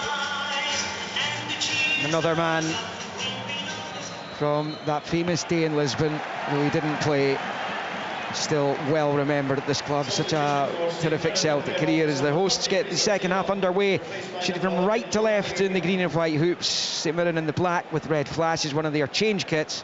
And they made an alteration at the break, and the man who gave them the lead here on the final day of last season is on in Jonah Ayunga, and young Fraser Taylor has made way for him for the start of the second half. Stephen Thompson. Yeah, disappointed with that, to be honest with you. I don't think Fraser did too much wrong in the first half. Clearly, though, the manager wants to get his 2 kind of main strikers up the pitch and carry a bit more threat, maybe. Basically, we will just drop back into the position that Fraser was playing in that first half. Celtic, same as Schmeichel in goal, Johnston, Carter Vickers, Scales, Tierney, Neagden, McGregor, Hitate and Yang, Maida, Ida. St Mirren then George in goal, Fraser, Gogic, King, Richardson, John, wide, Phillips, O'Hara, Idowu, Mandron and Ayunga, who's just on. Celtic going right to left in the second half towards the Jock Stein stand. If you know the stadium, that's the West End. Off to our left, we're in the main stand up above the visiting technical area, just to the right of the halfway line. Celtic losing possession in the midfield there as St Mirren go left to right towards the Lisbon line, stand the east end of the stadium. Mandron chasing, Scales is there though and as well, and up the line to Tierney. Now Neagren, who had that superb opportunity in the only minute of first half stoppage time, as George made the save. It came bouncing off the underside of his bar and away to safety. There will be moments like that in the second half. St Mirren are going to get anything out of this. They're going to have to come through those moments as best they can and be a threat if they can as well. Easier said than done here, but Mandron's found Ayunga. It's a poor ball back towards O'Hara, too much on it, too close to Carter Vickers, who goes back to Schmeichel, who turns it out to McGregor over on the right to Johnston. Poor decision by Ayunga there. The chance just to hold on to the ball, again allow his teammates to get up. Poor execution. Celtic back on the ball again. Scales for Tierney, forward to Hitate, out to the left for Maida. Maida has it level with the 6-yard line, back on his right side, pulls it back to Tierney. Tierney now, no way through. It's Phillips, he's actually ended up fouling Killian Phillips in the follow through. That's going to be a free kick to St Mirren, just to the edge of their attacking third, as Callum McGregor has a word with Tierney, one of the familiar faces for Tierney upon his return here. Both McGregor and James Forrest still at the club after he left 6 years ago. 3 minutes into the second half, it remains 0-0. Yeah, I think Tierney was a wee bit unlucky there. It was just basically Phillips catching the underside of his boot as he was trying to win the ball. But the referee thought there was a foul.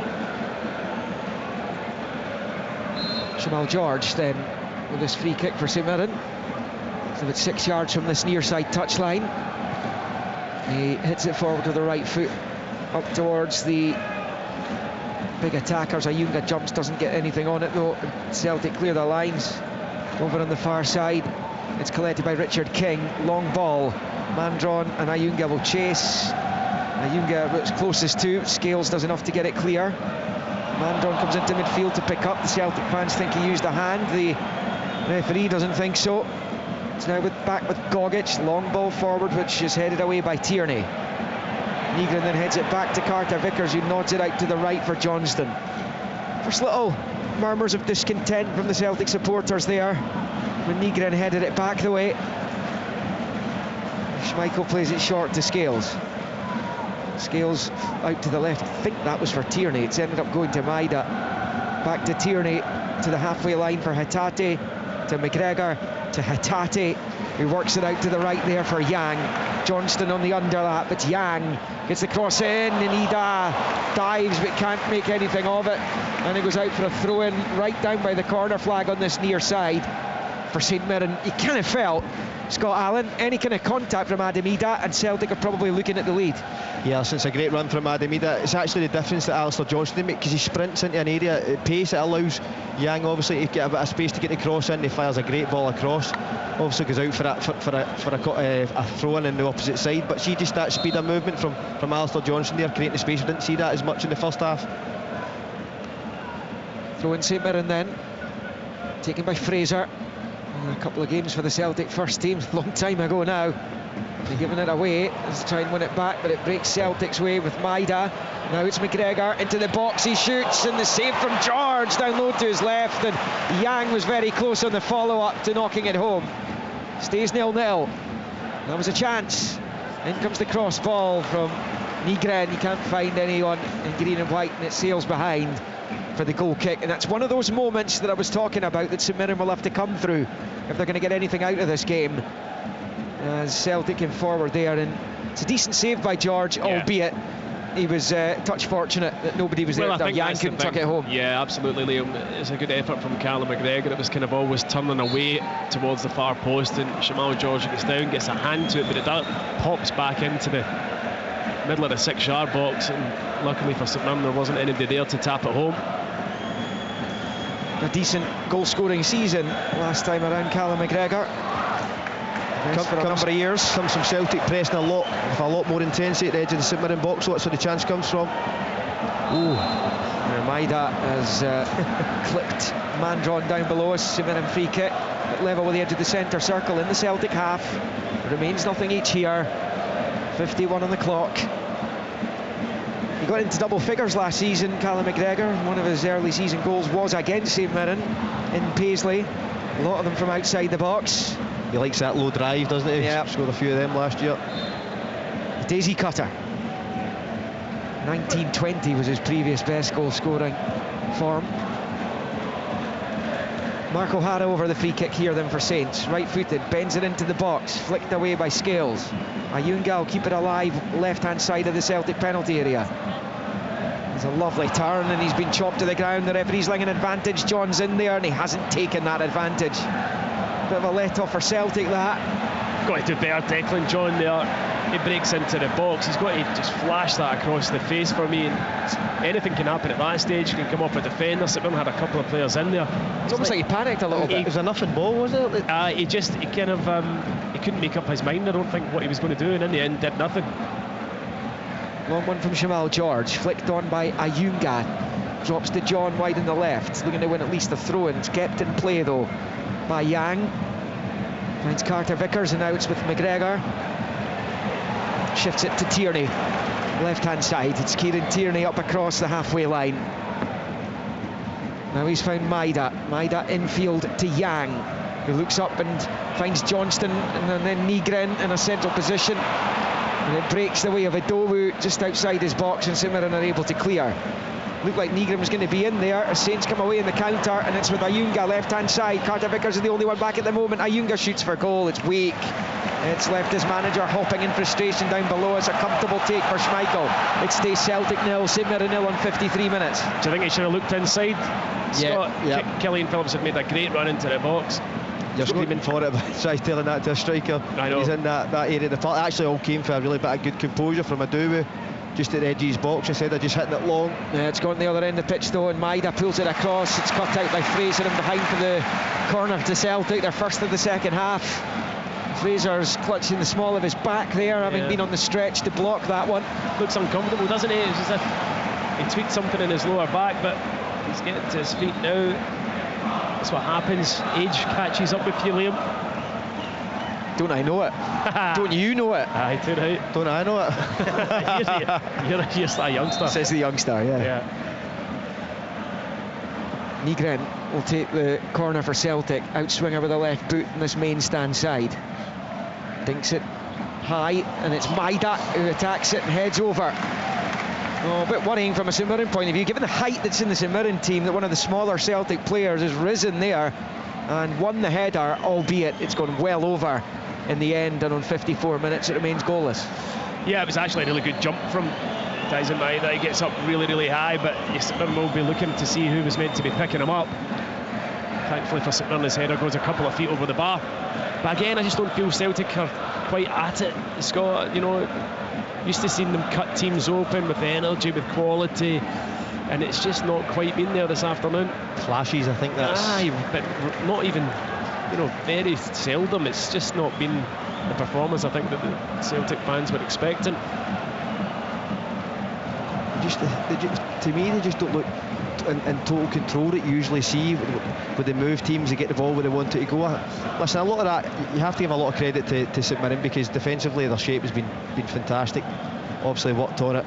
They played against this side quite a lot, but there's a lot of new guys coming into the team and have to adapt to how Stephen Robinson wants to play. There goes Maida, driving down the left-hand side. Richardson's trying to stay with him. Sliding in is Gogic. He's done really well there, and Fraser goes down, and that's a free kick, and that is known in the industry, I think, as the shinny. Graham Shinnie does that. He was down before the ball even got to him. It was incredible. See, if you're his teammate, you're absolutely delighted. It's the collapsible knees, isn't it? I'm surprised Don Robertson didn't spot that. I mean, everybody in the stand spotted it. I mean, he was literally on the ground before the ball had even come to him. It couldn't have even been touched. But the ref bought it, and it buys St Mirren a wee bit of time. Yeah, there is a sense that Celtic have gone up a gear since the break. You would have expected that.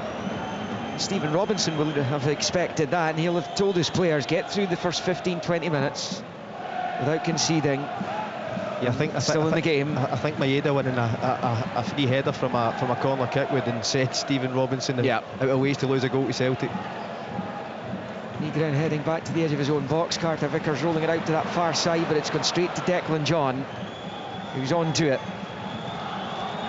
Now King, the clip ball. Phillips knew he wasn't getting there. Carter Vickers heads clear, and Johnston plays it off John, and behind for a Celtic goal kick, which Schmeichel's taken immediately. Now it's with Kieran Tierney on this near side. Back to Scales. Walking pace. Scales then to Tierney to his left. Forward to Hatate in the Saints half. Back to Tierney. Now with Scales, she'll switch it to Carter Vickers. Hatate and Nygren will all come to the ball. And a long one forward to Yang. One in the air by John, who heads out for a Celtic throw-in over on that far side. Nygren leaves for Johnston. 3 minutes shy of the hour mark. Stephen Robinson's shouting at a couple of his subs, so maybe changes a foot for St Mirren here as Celtic come forward with Hatate into space, goes for goal. It's deflected off the post, not once but twice, as it bounced back off Jamal George, and eventually it goes behind for the corner. Bizarre. Stays 0-0. Seriously strange. They're taking a shot. No, Hatate's shot takes a wicked deflection. Looks like it's going to go in, comes off the post. hits Jamal George, hits off George back onto the post, 2 posts in half a second, unbelievable. He dragged it as well, didn't he? He was going by the post. In comes the corner from Nygren, headed away by Gogic. McGregor will get on to it though, and plays it to the right of the centre circle for Johnston, still in the Saints half. Big switch out to this near side for Nygren, taking on the Saints skipper O'Hara. Short ball was aimed for McGregor, but there was a misunderstanding, and now it's Ayunga who's on it, claims he was fouled, and Don Robertson agrees. Free kick St Mirren. And they've just about got to the hour mark, have Saints, without conceding. And Brendan Rodgers is turning to the man who scored the equaliser on the final day of last season, the Premiership, to try and repeat the trick here. James Forrest. Competitive action for him in his 17th season in the Celtic first team. And he will replace Yang. So Brendan Rodgers has seen enough. Yeah, he's not been effective at all, has he, in the game, Yang? The ball hasn't out his side much. In terms of Nygren there, he's been very, very hesitant since the second half started. That's maybe the second or third one he's kind of gave away loose in the middle of the park. Down comes Celtic's most decorated player. Jamal George with a long free kick for Saints, headed away by Tierney. Maida completes the clearance onto the chest of Ida. He's facing his own goal in his own half, but he's done well to work it out to Johnston, albeit a bit too much on it for Johnston's liking, though he's on it now. Infield to Nygren, who goes back to Carter Vickers. So that the first Celtic change of the match. As Tierney picks up, finds Scales, goes to Hatate on the halfway line, back to Tierney, and then back to Scales. And earlier in the Premiership, Falkirk 2, Dundee United 2, Dundee 1, Hibs 2. Highlights of those and this on Sportscene 7:15, BBC Scotland channel. Callum McGregor on the ball here for Celtic, in the attacking third, finds Tierney, edge of the D for Hatate. His ball forwards cut out by Gogic, and out for a Celtic throw-in on this near side. The opening weekend of the Premiership season comes to a close tomorrow evening at Tynecastle. Hearts due to face Aberdeen. Storm Flores hits though tomorrow, and I know that many train services have been cancelled from midday, I think, tomorrow. We'll wait and see if it's going to impact that game taking place. bbc.co.uk/sportscotland for the preview of that match, but also any news that comes of any potential postponement of that fixture with an amber weather warning in place for wind. As Forrest picks up for Celtic wide on the right into Nygren, and now it's with Johnston. And then back to the new signing, Nygren on the right, down the line for Forrest, level with the 18-yard line. Now he's level with the penalty spot, gets the cross in with the right foot, it's deflected behind, and Celtic have another corner. We've played 60, almost 61. Celtic 0, St Mirren 0. Is this the moment for the champions? It's going to be an in-swinging corner from Nygren. He's taking a shot. He has to Forrest. Back to Nygren, level with the 18-yard line now. Plays it back to McGregor. To Nygren, takes a touch, bends it into the Saints box with the left foot, headed away by Mandron. Picked up by Hatate, looks to fire it back out to Forrest. Was in behind the Dowu, comes off John, and Celtic have another corner. And you kind of feel this is going to be a long half hour or so for Saints. Yeah, but I mean, apart from the deflected shot, I can't. And obviously the Callum McGregor one that Jamal George saves, it's not like they're peppering St Mirren's goal. This one does come directly into the box from Nygren. George gets something onto it, breaks to Hatate on the 18-yard line. Low ball with the right foot. Carter Vickers stabs for goal. It's blocked. Massive howl for a handball in the penalty area there off one of the St Mirren defenders. Difficult for us to tell from here. And as Johnston picks up, long ball forward, left-hand side of the box for Maida. Finds Hatate. Cross comes in, George holds on the 6-yard line, and there is a sense that Celtic are building up a head of steam here. But was it a handball against St Mirren inside their own box? Again, it's difficult to see from where we are. There was certainly a lot of the Celtic players felt that way. When the ball goes out of play, we might end up with a VAR check. We'll wait and see. Carter Vickers, meantime, picks up and knocks it short to his right for Johnston, out to the touchline for Forrest. And then Johnston to McGregor. McGregor finds Scales. You're listening to Sports Sound here on BBC Radio Scotland. The third of 3 games taking place in the Premiership today in the opening weekend. Gogic gives it away, straight to Maida. Now it's Nygren, fires it through, left-hand side of the box it is Ida. Level with the penalty spot, he pulls it back. King's there though. King finds Richardson, who slaps it clear and out for a throw into Celtic on the near side. Level with the edge of the D of the Saints box. Taken short to McGregor, back to Tierney. Then Nygren to Hatate. McGregor loses it, now Killian Phillips is onto it instead, but his early ball through. Rayunga's cut out by Scales. Here's Tierney, now Hatate. Hatate's got options in green and white, ahead of him, to the left, to the right, he goes to the right, and eventually it settles at the feet of Forrest. Chance in the overlap, Johnson across, and George holds on at his near post, and Celtic will have to try again. Celtic 0, St Mirren 0. Yeah, just as that yellow cards come out for somebody. As it got flashed across, Jamal George just dropped it for half a second, and Adam Eden went in on him again, and this time, well, he's certainly holding his face as Jamal George. I don't know whether or not Ida's just caught him as he tried to get the ball as it went loose for that half second, but the referees, they were on the booking. Yeah, I mean, he had one of those in the first half, didn't he? As Austin Trusty prepares to get ready down below us. I'm sure which of the centre-backs will be coming off. I don't know if it's Tierney. I think Tierney's struggling. Maybe Scales could go to left back. But Tierney is struggling is not something the Celtic fans want to hear. It is not. No, he's walking very, very gingerly off this pitch here. I never saw an incident from how or why it would have happened, but I think you can tell with the body language. He's not happy at all. Well, this isn't exactly how he wanted his return here to go. Kieran Tierney coming off injured. 65 minutes into his second debut for the club. And on comes Trusty. And you would imagine Scales would go to left back in that case. Yeah. Well, he didn't go down the tunnel, that's a good thing. He's went into the bench. Yeah, he's taking his seat. On comes Trusty. He'll play in beside Carter Vickers there then. 65 played. Celtic 0, St Mirren 0. And Jamal George will take the free kick. Along with the right foot. Comes off the head of Johnston. He's out for a St Mirren throw. Out on the far side. And the longer it goes on, 0-0, St Mirren surviving what Celtic have been able to throw at them so far, the bigger the belief for the Saints players that they can get something out of this and potentially even go on and win the match. Absolutely. I think the longer it goes on as well, you obviously have the chance of getting a set piece. They obviously carry that height that you see in the St Mirren team. They'll think maybe hurt them from there. But I think that little stoppage in play actually helps St Mirren, because Celtic were starting to show a bit of urgency.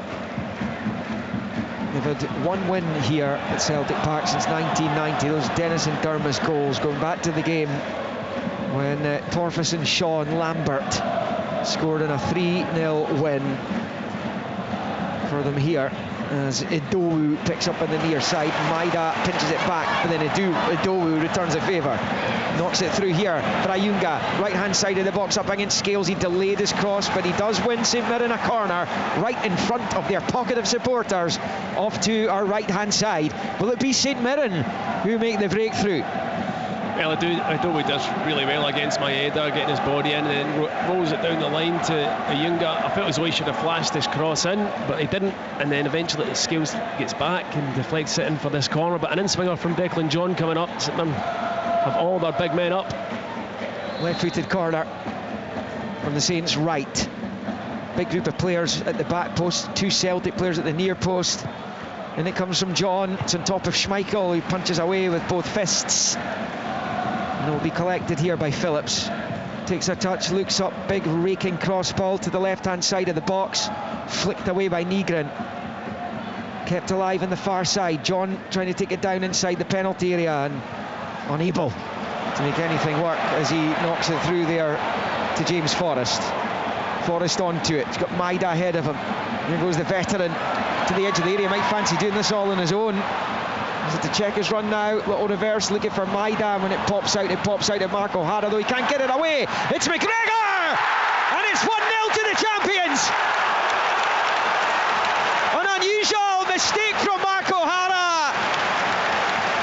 And Celtic's captain lashes the ball home past Jamal George to make it on opening day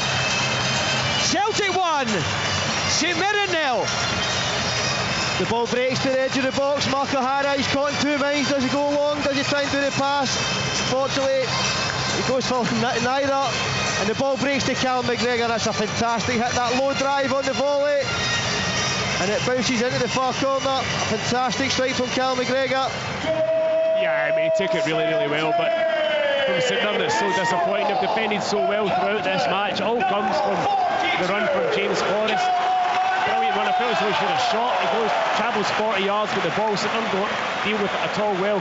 And the clearance falls to McGregor. And he hits it. He knew exactly what he was doing, hitting it low into the ground, and it skidded into the Jamal George's left-hand corner. How many times does McGregor pop up when they need him? He's just so controlled when he finishes, isn't he? He's got... Yeah. He's all... Well, they're checking for a possible handball here. Goal isn't certain to stand, as it turns out. Mark O'Hara just gets caught in between, doesn't he? Do I go long, do I try and pass? Yeah. I think in that situation, you just empty it. Oh, hold on. The goal's been ruled out. St Mirren have dodged a bullet. It's been adjudged. Oh, there has been a handball adjudged to have happened in the build-up to that. So Callum McGregor's goal, Celtic's goal, has been wiped. Tell you what, I mean, I never saw it. I don't think anybody appealed for it, but clearly there's been something, because it actually takes the ball. Have you seen it? I've just seen a clip there, yeah. When Callum McGregor and Mark O'Hara come together, it hits off his left arm and then bounces into the in front of him for him to get the volley away. Right. Well, there you go, handball against McGregor, and it stays Celtic 0, St Mirren 0. Again, if you come here, you need things like that to go for you if you're going to get a result. Scales for Celtic to Maida on this near side. He's at square in field to Johnston. He's back to Carter Vickers and to Forrest. A huge anti-climax for Celtic, but that will surely be another boost for St Mirren. Too late, it will be. There's Forrest for Celtic, forward to Nygren, back to McGregor, square ball to Scales, out to Maida at the left angle of the box, back to Liam Scales, who'll square it to McGregor. It's in behind Johnston though. Forrest will be able to retrieve the situation. He's on to it on the right hand side. Now he drives forward, clicks it through, Ida's in, takes it away from George at a very tight angle though. Goes back to Johnston, swings the cross in, Phillips heads it away. And McGregor surely fouled there. The referee doesn't think so. That looked like a foul all day long there against Callum McGregor.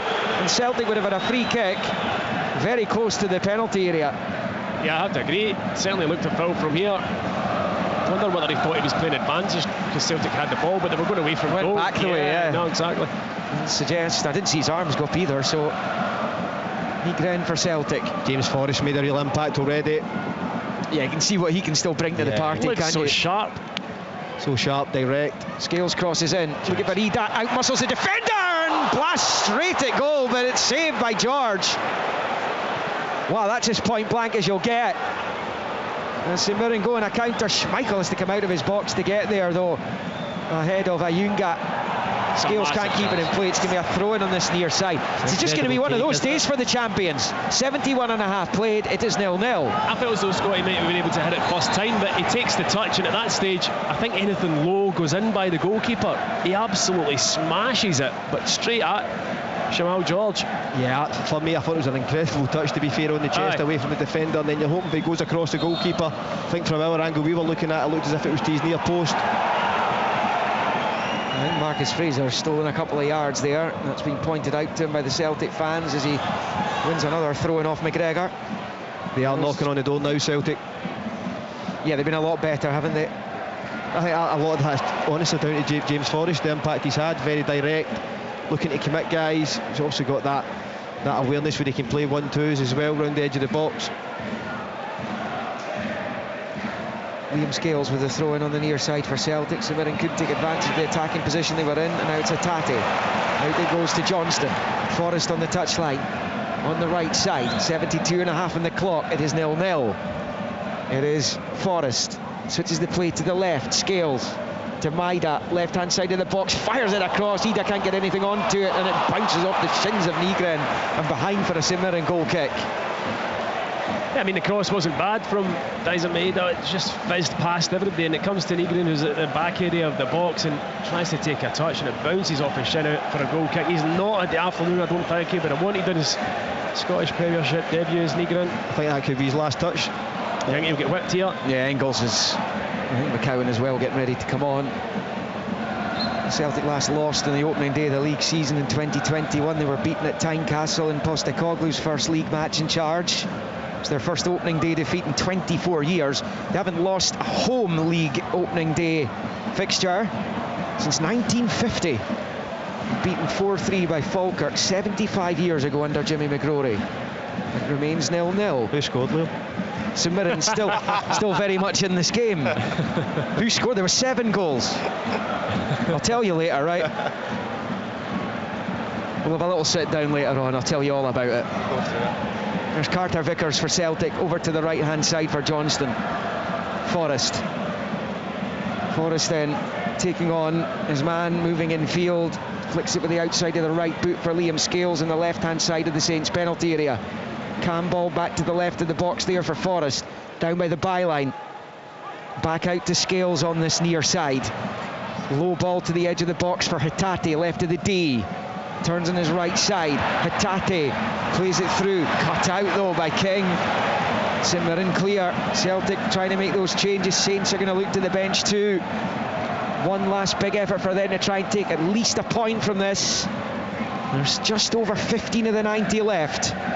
Celtic 0, St Mirren 0. It is Scales.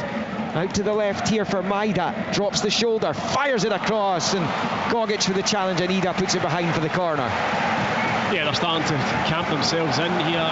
St Mirren, Celtic looking more and more threatening, and again it's Maida on the left, flashing it across the 6-yard box. Gogic doing well though, getting there before Ida at the expense of the corner. Yeah, yet another corner here for Celtic. They are 7th. And it comes, drops to the 6-yard area, headed away. Now back up with Johnston just at the edge of the centre circle where he plays it square to McGregor. And St Mirren are going to be making changes. Smith, Sobowale and Mooney are all being readied to come on, so there will be 3 changes for both teams. I think Celtic are going to make a triple change too. Get to that shortly. Here they come, the champions. Forrest, right-hand side of the box. Short to Nygren, his ball infield's cut out, and it's Mandron who plays it through. Gogic trying to get onto it, stabs it away. It's not been a brilliant debut from Nygren, but remember, a fellow Swede having a particularly inauspicious Celtic debut and going on to be a legend at this club in the shape of Henrik Larsson. He scored an own goal, I think, didn't he? His debut. Here's Johnston for Celtic on the right-hand side. His cross is cut out, and they have another corner to the home team. Yeah, the crowd are getting behind the team now as well. The noise is ramped up in here. Just on Nygren, listen, it's very early days. I think just the frustrating thing is the Celtic fans probably can't really see these things that Brendan Rodgers spoke about in his presser before the game in terms of they runs in behind the tight areas. We haven't actually seen that today. That'll be the frustrating thing for the Celtic fans and probably the manager. In comes the corner, it's headed away by Mandron, who clears. And it bounces back into the Celtic half, but Alistair Johnston gets onto it. And then shifted to the right there for McGregor. Then out to Nygren. Because it wasn't an own goal Larsson scored, he basically set up Hibs Chick Charnley for what was the winning goal. Easter Road, the opening day of that season.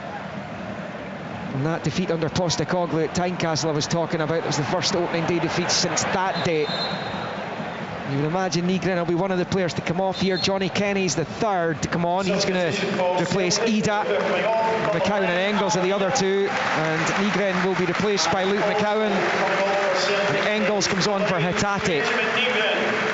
Rolling the dice 3 times there, Brendan Rodgers. And the change is coming for St Mirren as well. And Tamisi Sobowale is one of them. Oisin Smith, Evan Mooney. Mandron is going to come off. And on for Celtic, number 14, Luke McCowan. And Mooney comes on. Smith will replace Edowu. Sobowale is going to come on for Jayden Richardson. And, great to see young Evan Mooney getting a chance here. yeah, I was just about to ask you about him. 17. Yeah, good young player. Scores a barrel load in the under-18 league. His brother's in the academy as well, isn't he? Austin.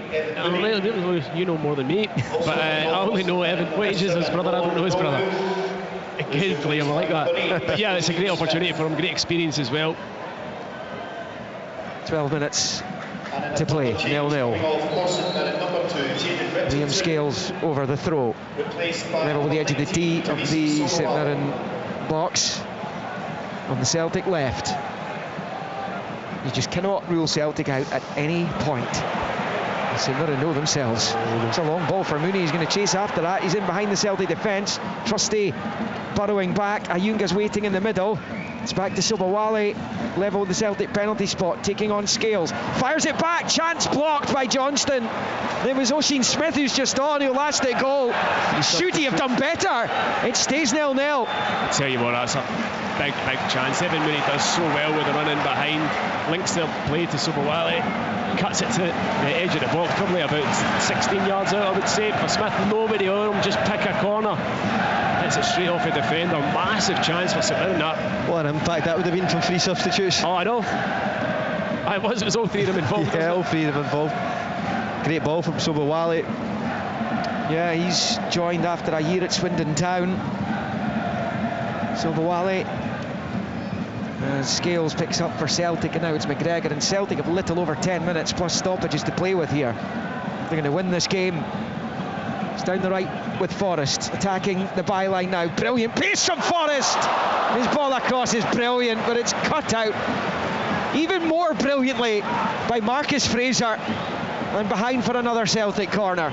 You're just waiting in the tap in from a Celtic player there. There was 2 waiting on it. Marcus Fraser, how he manages to get up and over the bar is incredible from that angle. Brilliant defending. So good from James Forrest. That direct pace, knows what he wants to do before he gets the ball. Yep.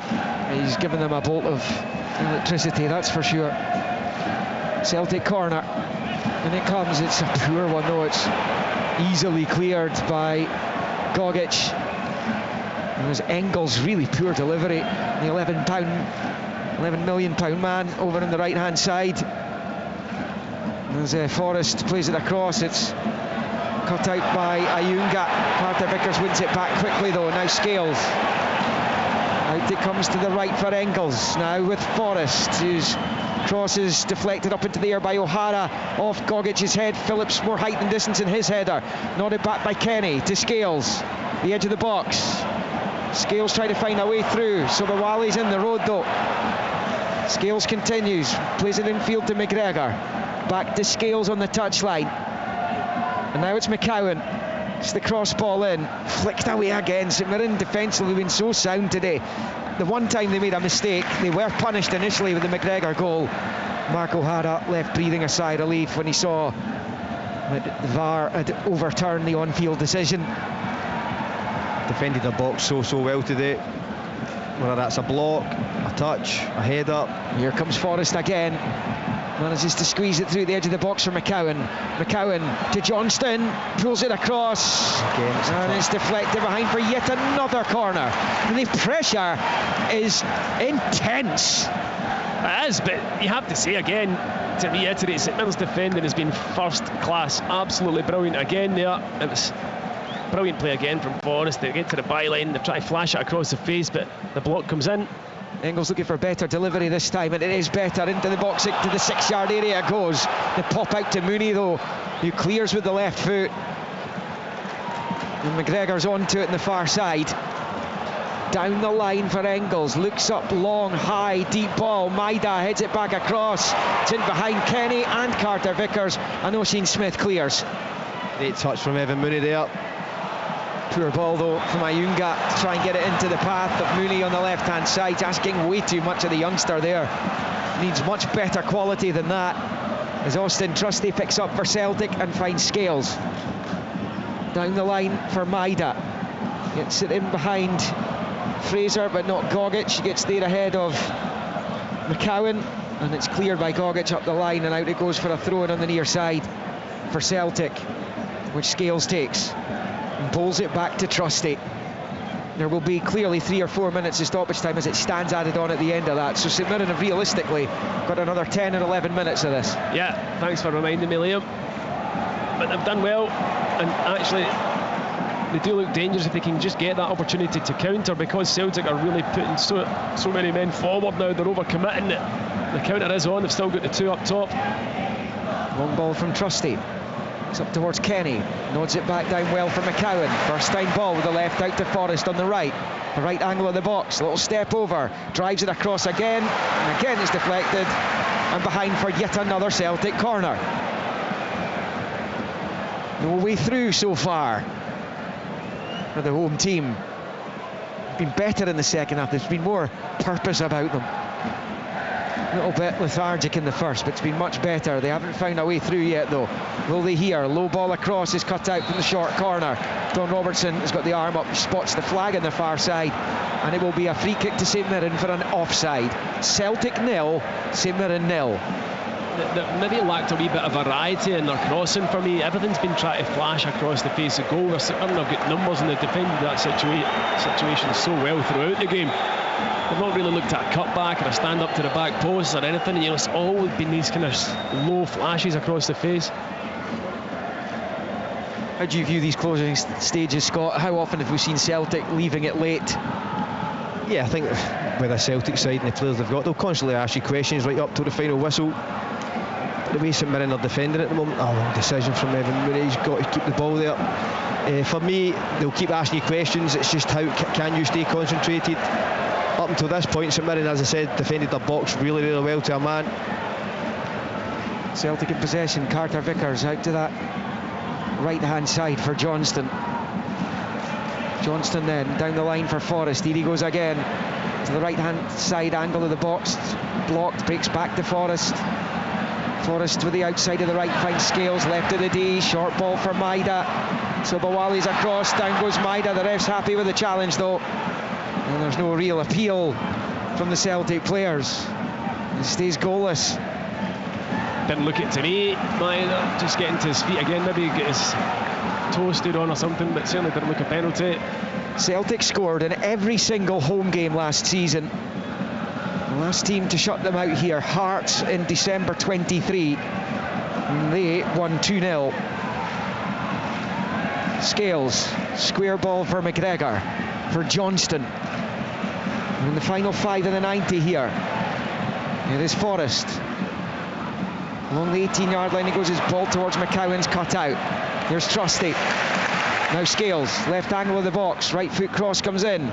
Johnston in there, manages to hit it back towards the penalty spot, lashed over the bar by Forrest. Well, what a chance it was. He couldn't keep it down though, as he hit it first time. And it stays Celtic 0, St Mirren 0. And there are many Celtic fans heading out of here now. What a chance for James Forrest. Falls to him. It does come out there, the penalty spot. Probably on his wrong foot, on his left. If he just got to keep it connection, down. Yeah. Got to keep it down, Scotty, isn't he? I'm amazed at the number of fans who are leaving here.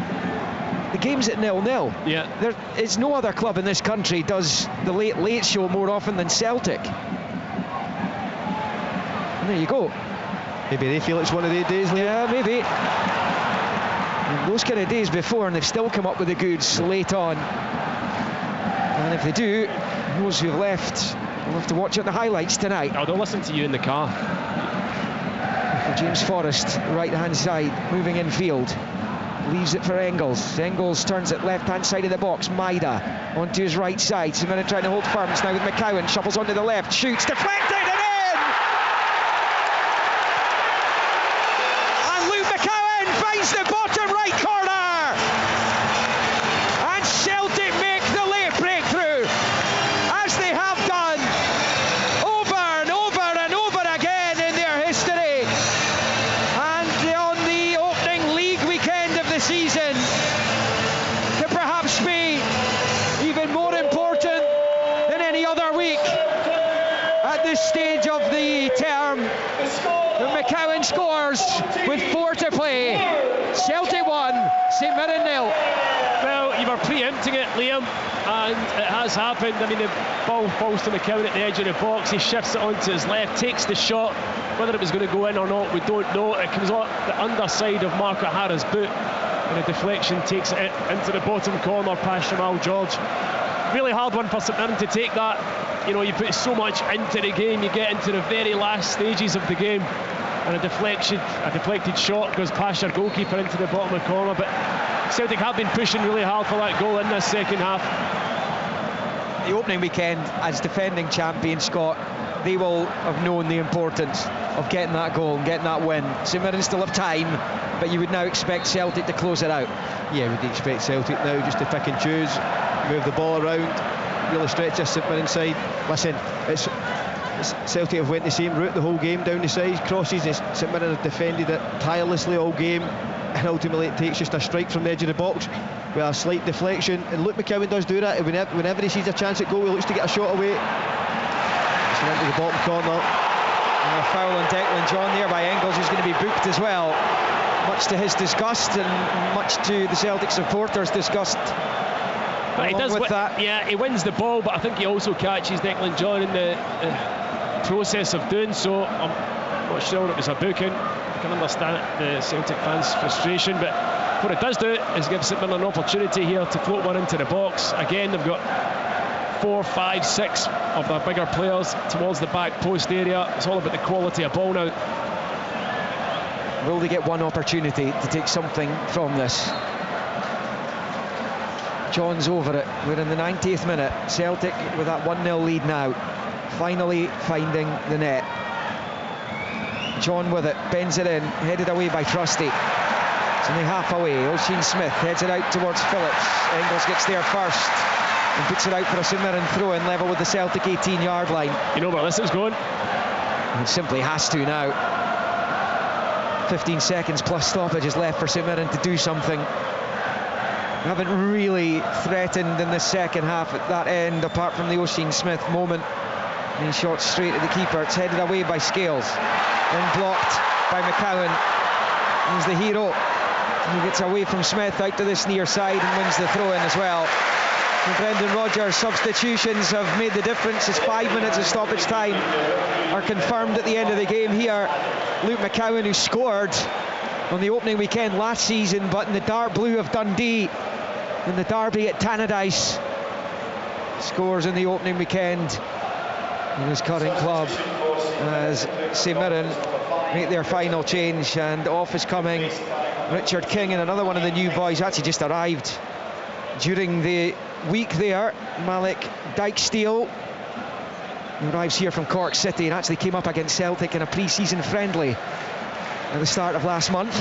St Mirren just going 4-4-2 now, 2 wingers, 2 strikers, they've got to go for it. There'll be plenty of positives for Stephen Robinson to take from this display defensively, I'm sure. Absolutely, yeah. Fraser goes back to his keeper. Jamal George eventually beaten. And Jamal George, he's not been making save after save in the game, despite Celtic's pressure. Defenders to thank for that. Yeah. The long ball forward for Evan Mooney. Trusty gets there first. Scales trying to get onto it. He goes down and he was fouled by the St Mirren youngster. And Celtic have a free kick level with the edge of the D of their own box on this near side. Celtic 1, St Mirren 0. Yeah, just a bit over-eager there, young Evan Mooney. You can see it coming a while off as Liam Scales went to clear the ball up the line. He just a fraction late.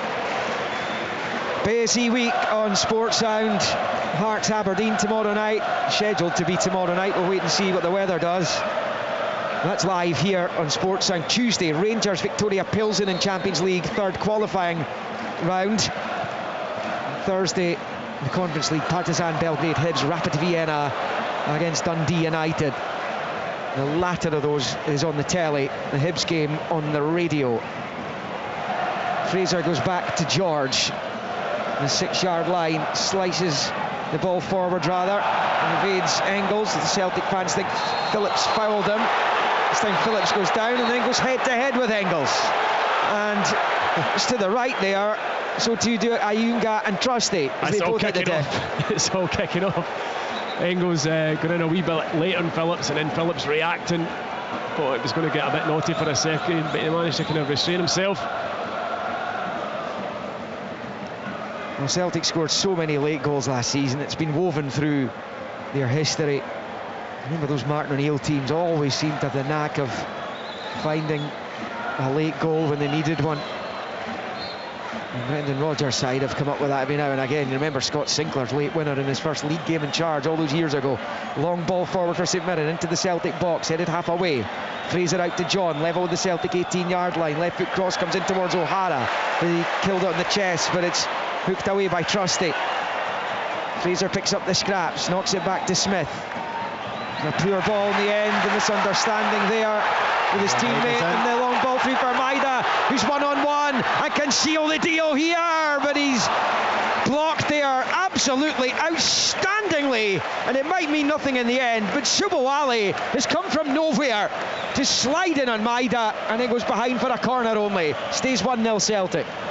Was he just a bit hesitant and slow to get the shot away, Scott? Because, I mean, you've got to say, Subowale's defending is outstanding. He's shown unbelievable pace to get back in. Shades of his chance in the cup final, isn't it, later on in that one? A wee bit. He's had 2 1-on-1s in this game and not managed to really do much with either. I felt as though he could have got his shot off a fraction earlier. Yeah, he slowed down as if he was thinking, where am I going to put it? And it just allowed Subowale to get back in. Final minute of 5 added on at the end. Celtic 1, St Mirren 0. Celtic with a short corner, just trying to run the clock down. Engels goes back to McGregor, and now it's Carter Vickers. He goes back to Engels on the touchline. To McGregor and then to Engels. Celtic know they win this football match if they keep the ball from this point. Forrest has it on the right-hand side. Of course, their first instinct is always to go and score, Celtic, rather than run the clock down against anyone. And now it's Scales. It's the ball in towards Engels. Smith shields it back to his keeper. So St Mirren have 25 seconds. Got to go long. Yeah, and it's with George. Long ball forward. Scales has his eyes on it and heads it back to his keeper. Stephen Robinson turns away from the pitch of disgust and looks to the heavens. It looks as though his team's going to be narrowly beaten by a late goal from Luke McCowan as we neared the 90-minute mark. It is heartbreak late on for Saints, as it was on the final day of last season when they were denied a famous victory in Glasgow's East End. They managed a draw on that occasion. With an added time, Don Robertson's had a look at his watch. It's back to Kasper Schmeichel. But this game is done. The Celtic keeper picks up. Don Robertson, whistle to lips, and it's all over. The champions begin their title defence with a victory, but they left it late today. Substitute Luke McCowan with the only goal. Took a little nick in its way through into the bottom right corner. As Celtic at times huffed and puffed their way through the match. But Brendan Rodgers' substitutes made the difference. In particular, James Forrest. In particular, Luke McCowan. Hatate did hit the post. It bounced off George and back off the woodwork again. In the second half, they had loads of the ball, loads of intense pressure at times, but not too much for the goalkeeper to do. Albeit Callum McGregor had the ball in the net and it was ruled out for an offside after the VAR check. Celtic were a little bit ponderous in the first half. St Mirren held their illustrious opponents at arm's length for much of that match, but their resistance was broken right at the last. And Saints beaten on the opening day, and Celtic pick up 3 points. And how often will we be seeing that this season? The title defence underway for Glasgow's green and white. It finished Celtic 1, St Mirren 0.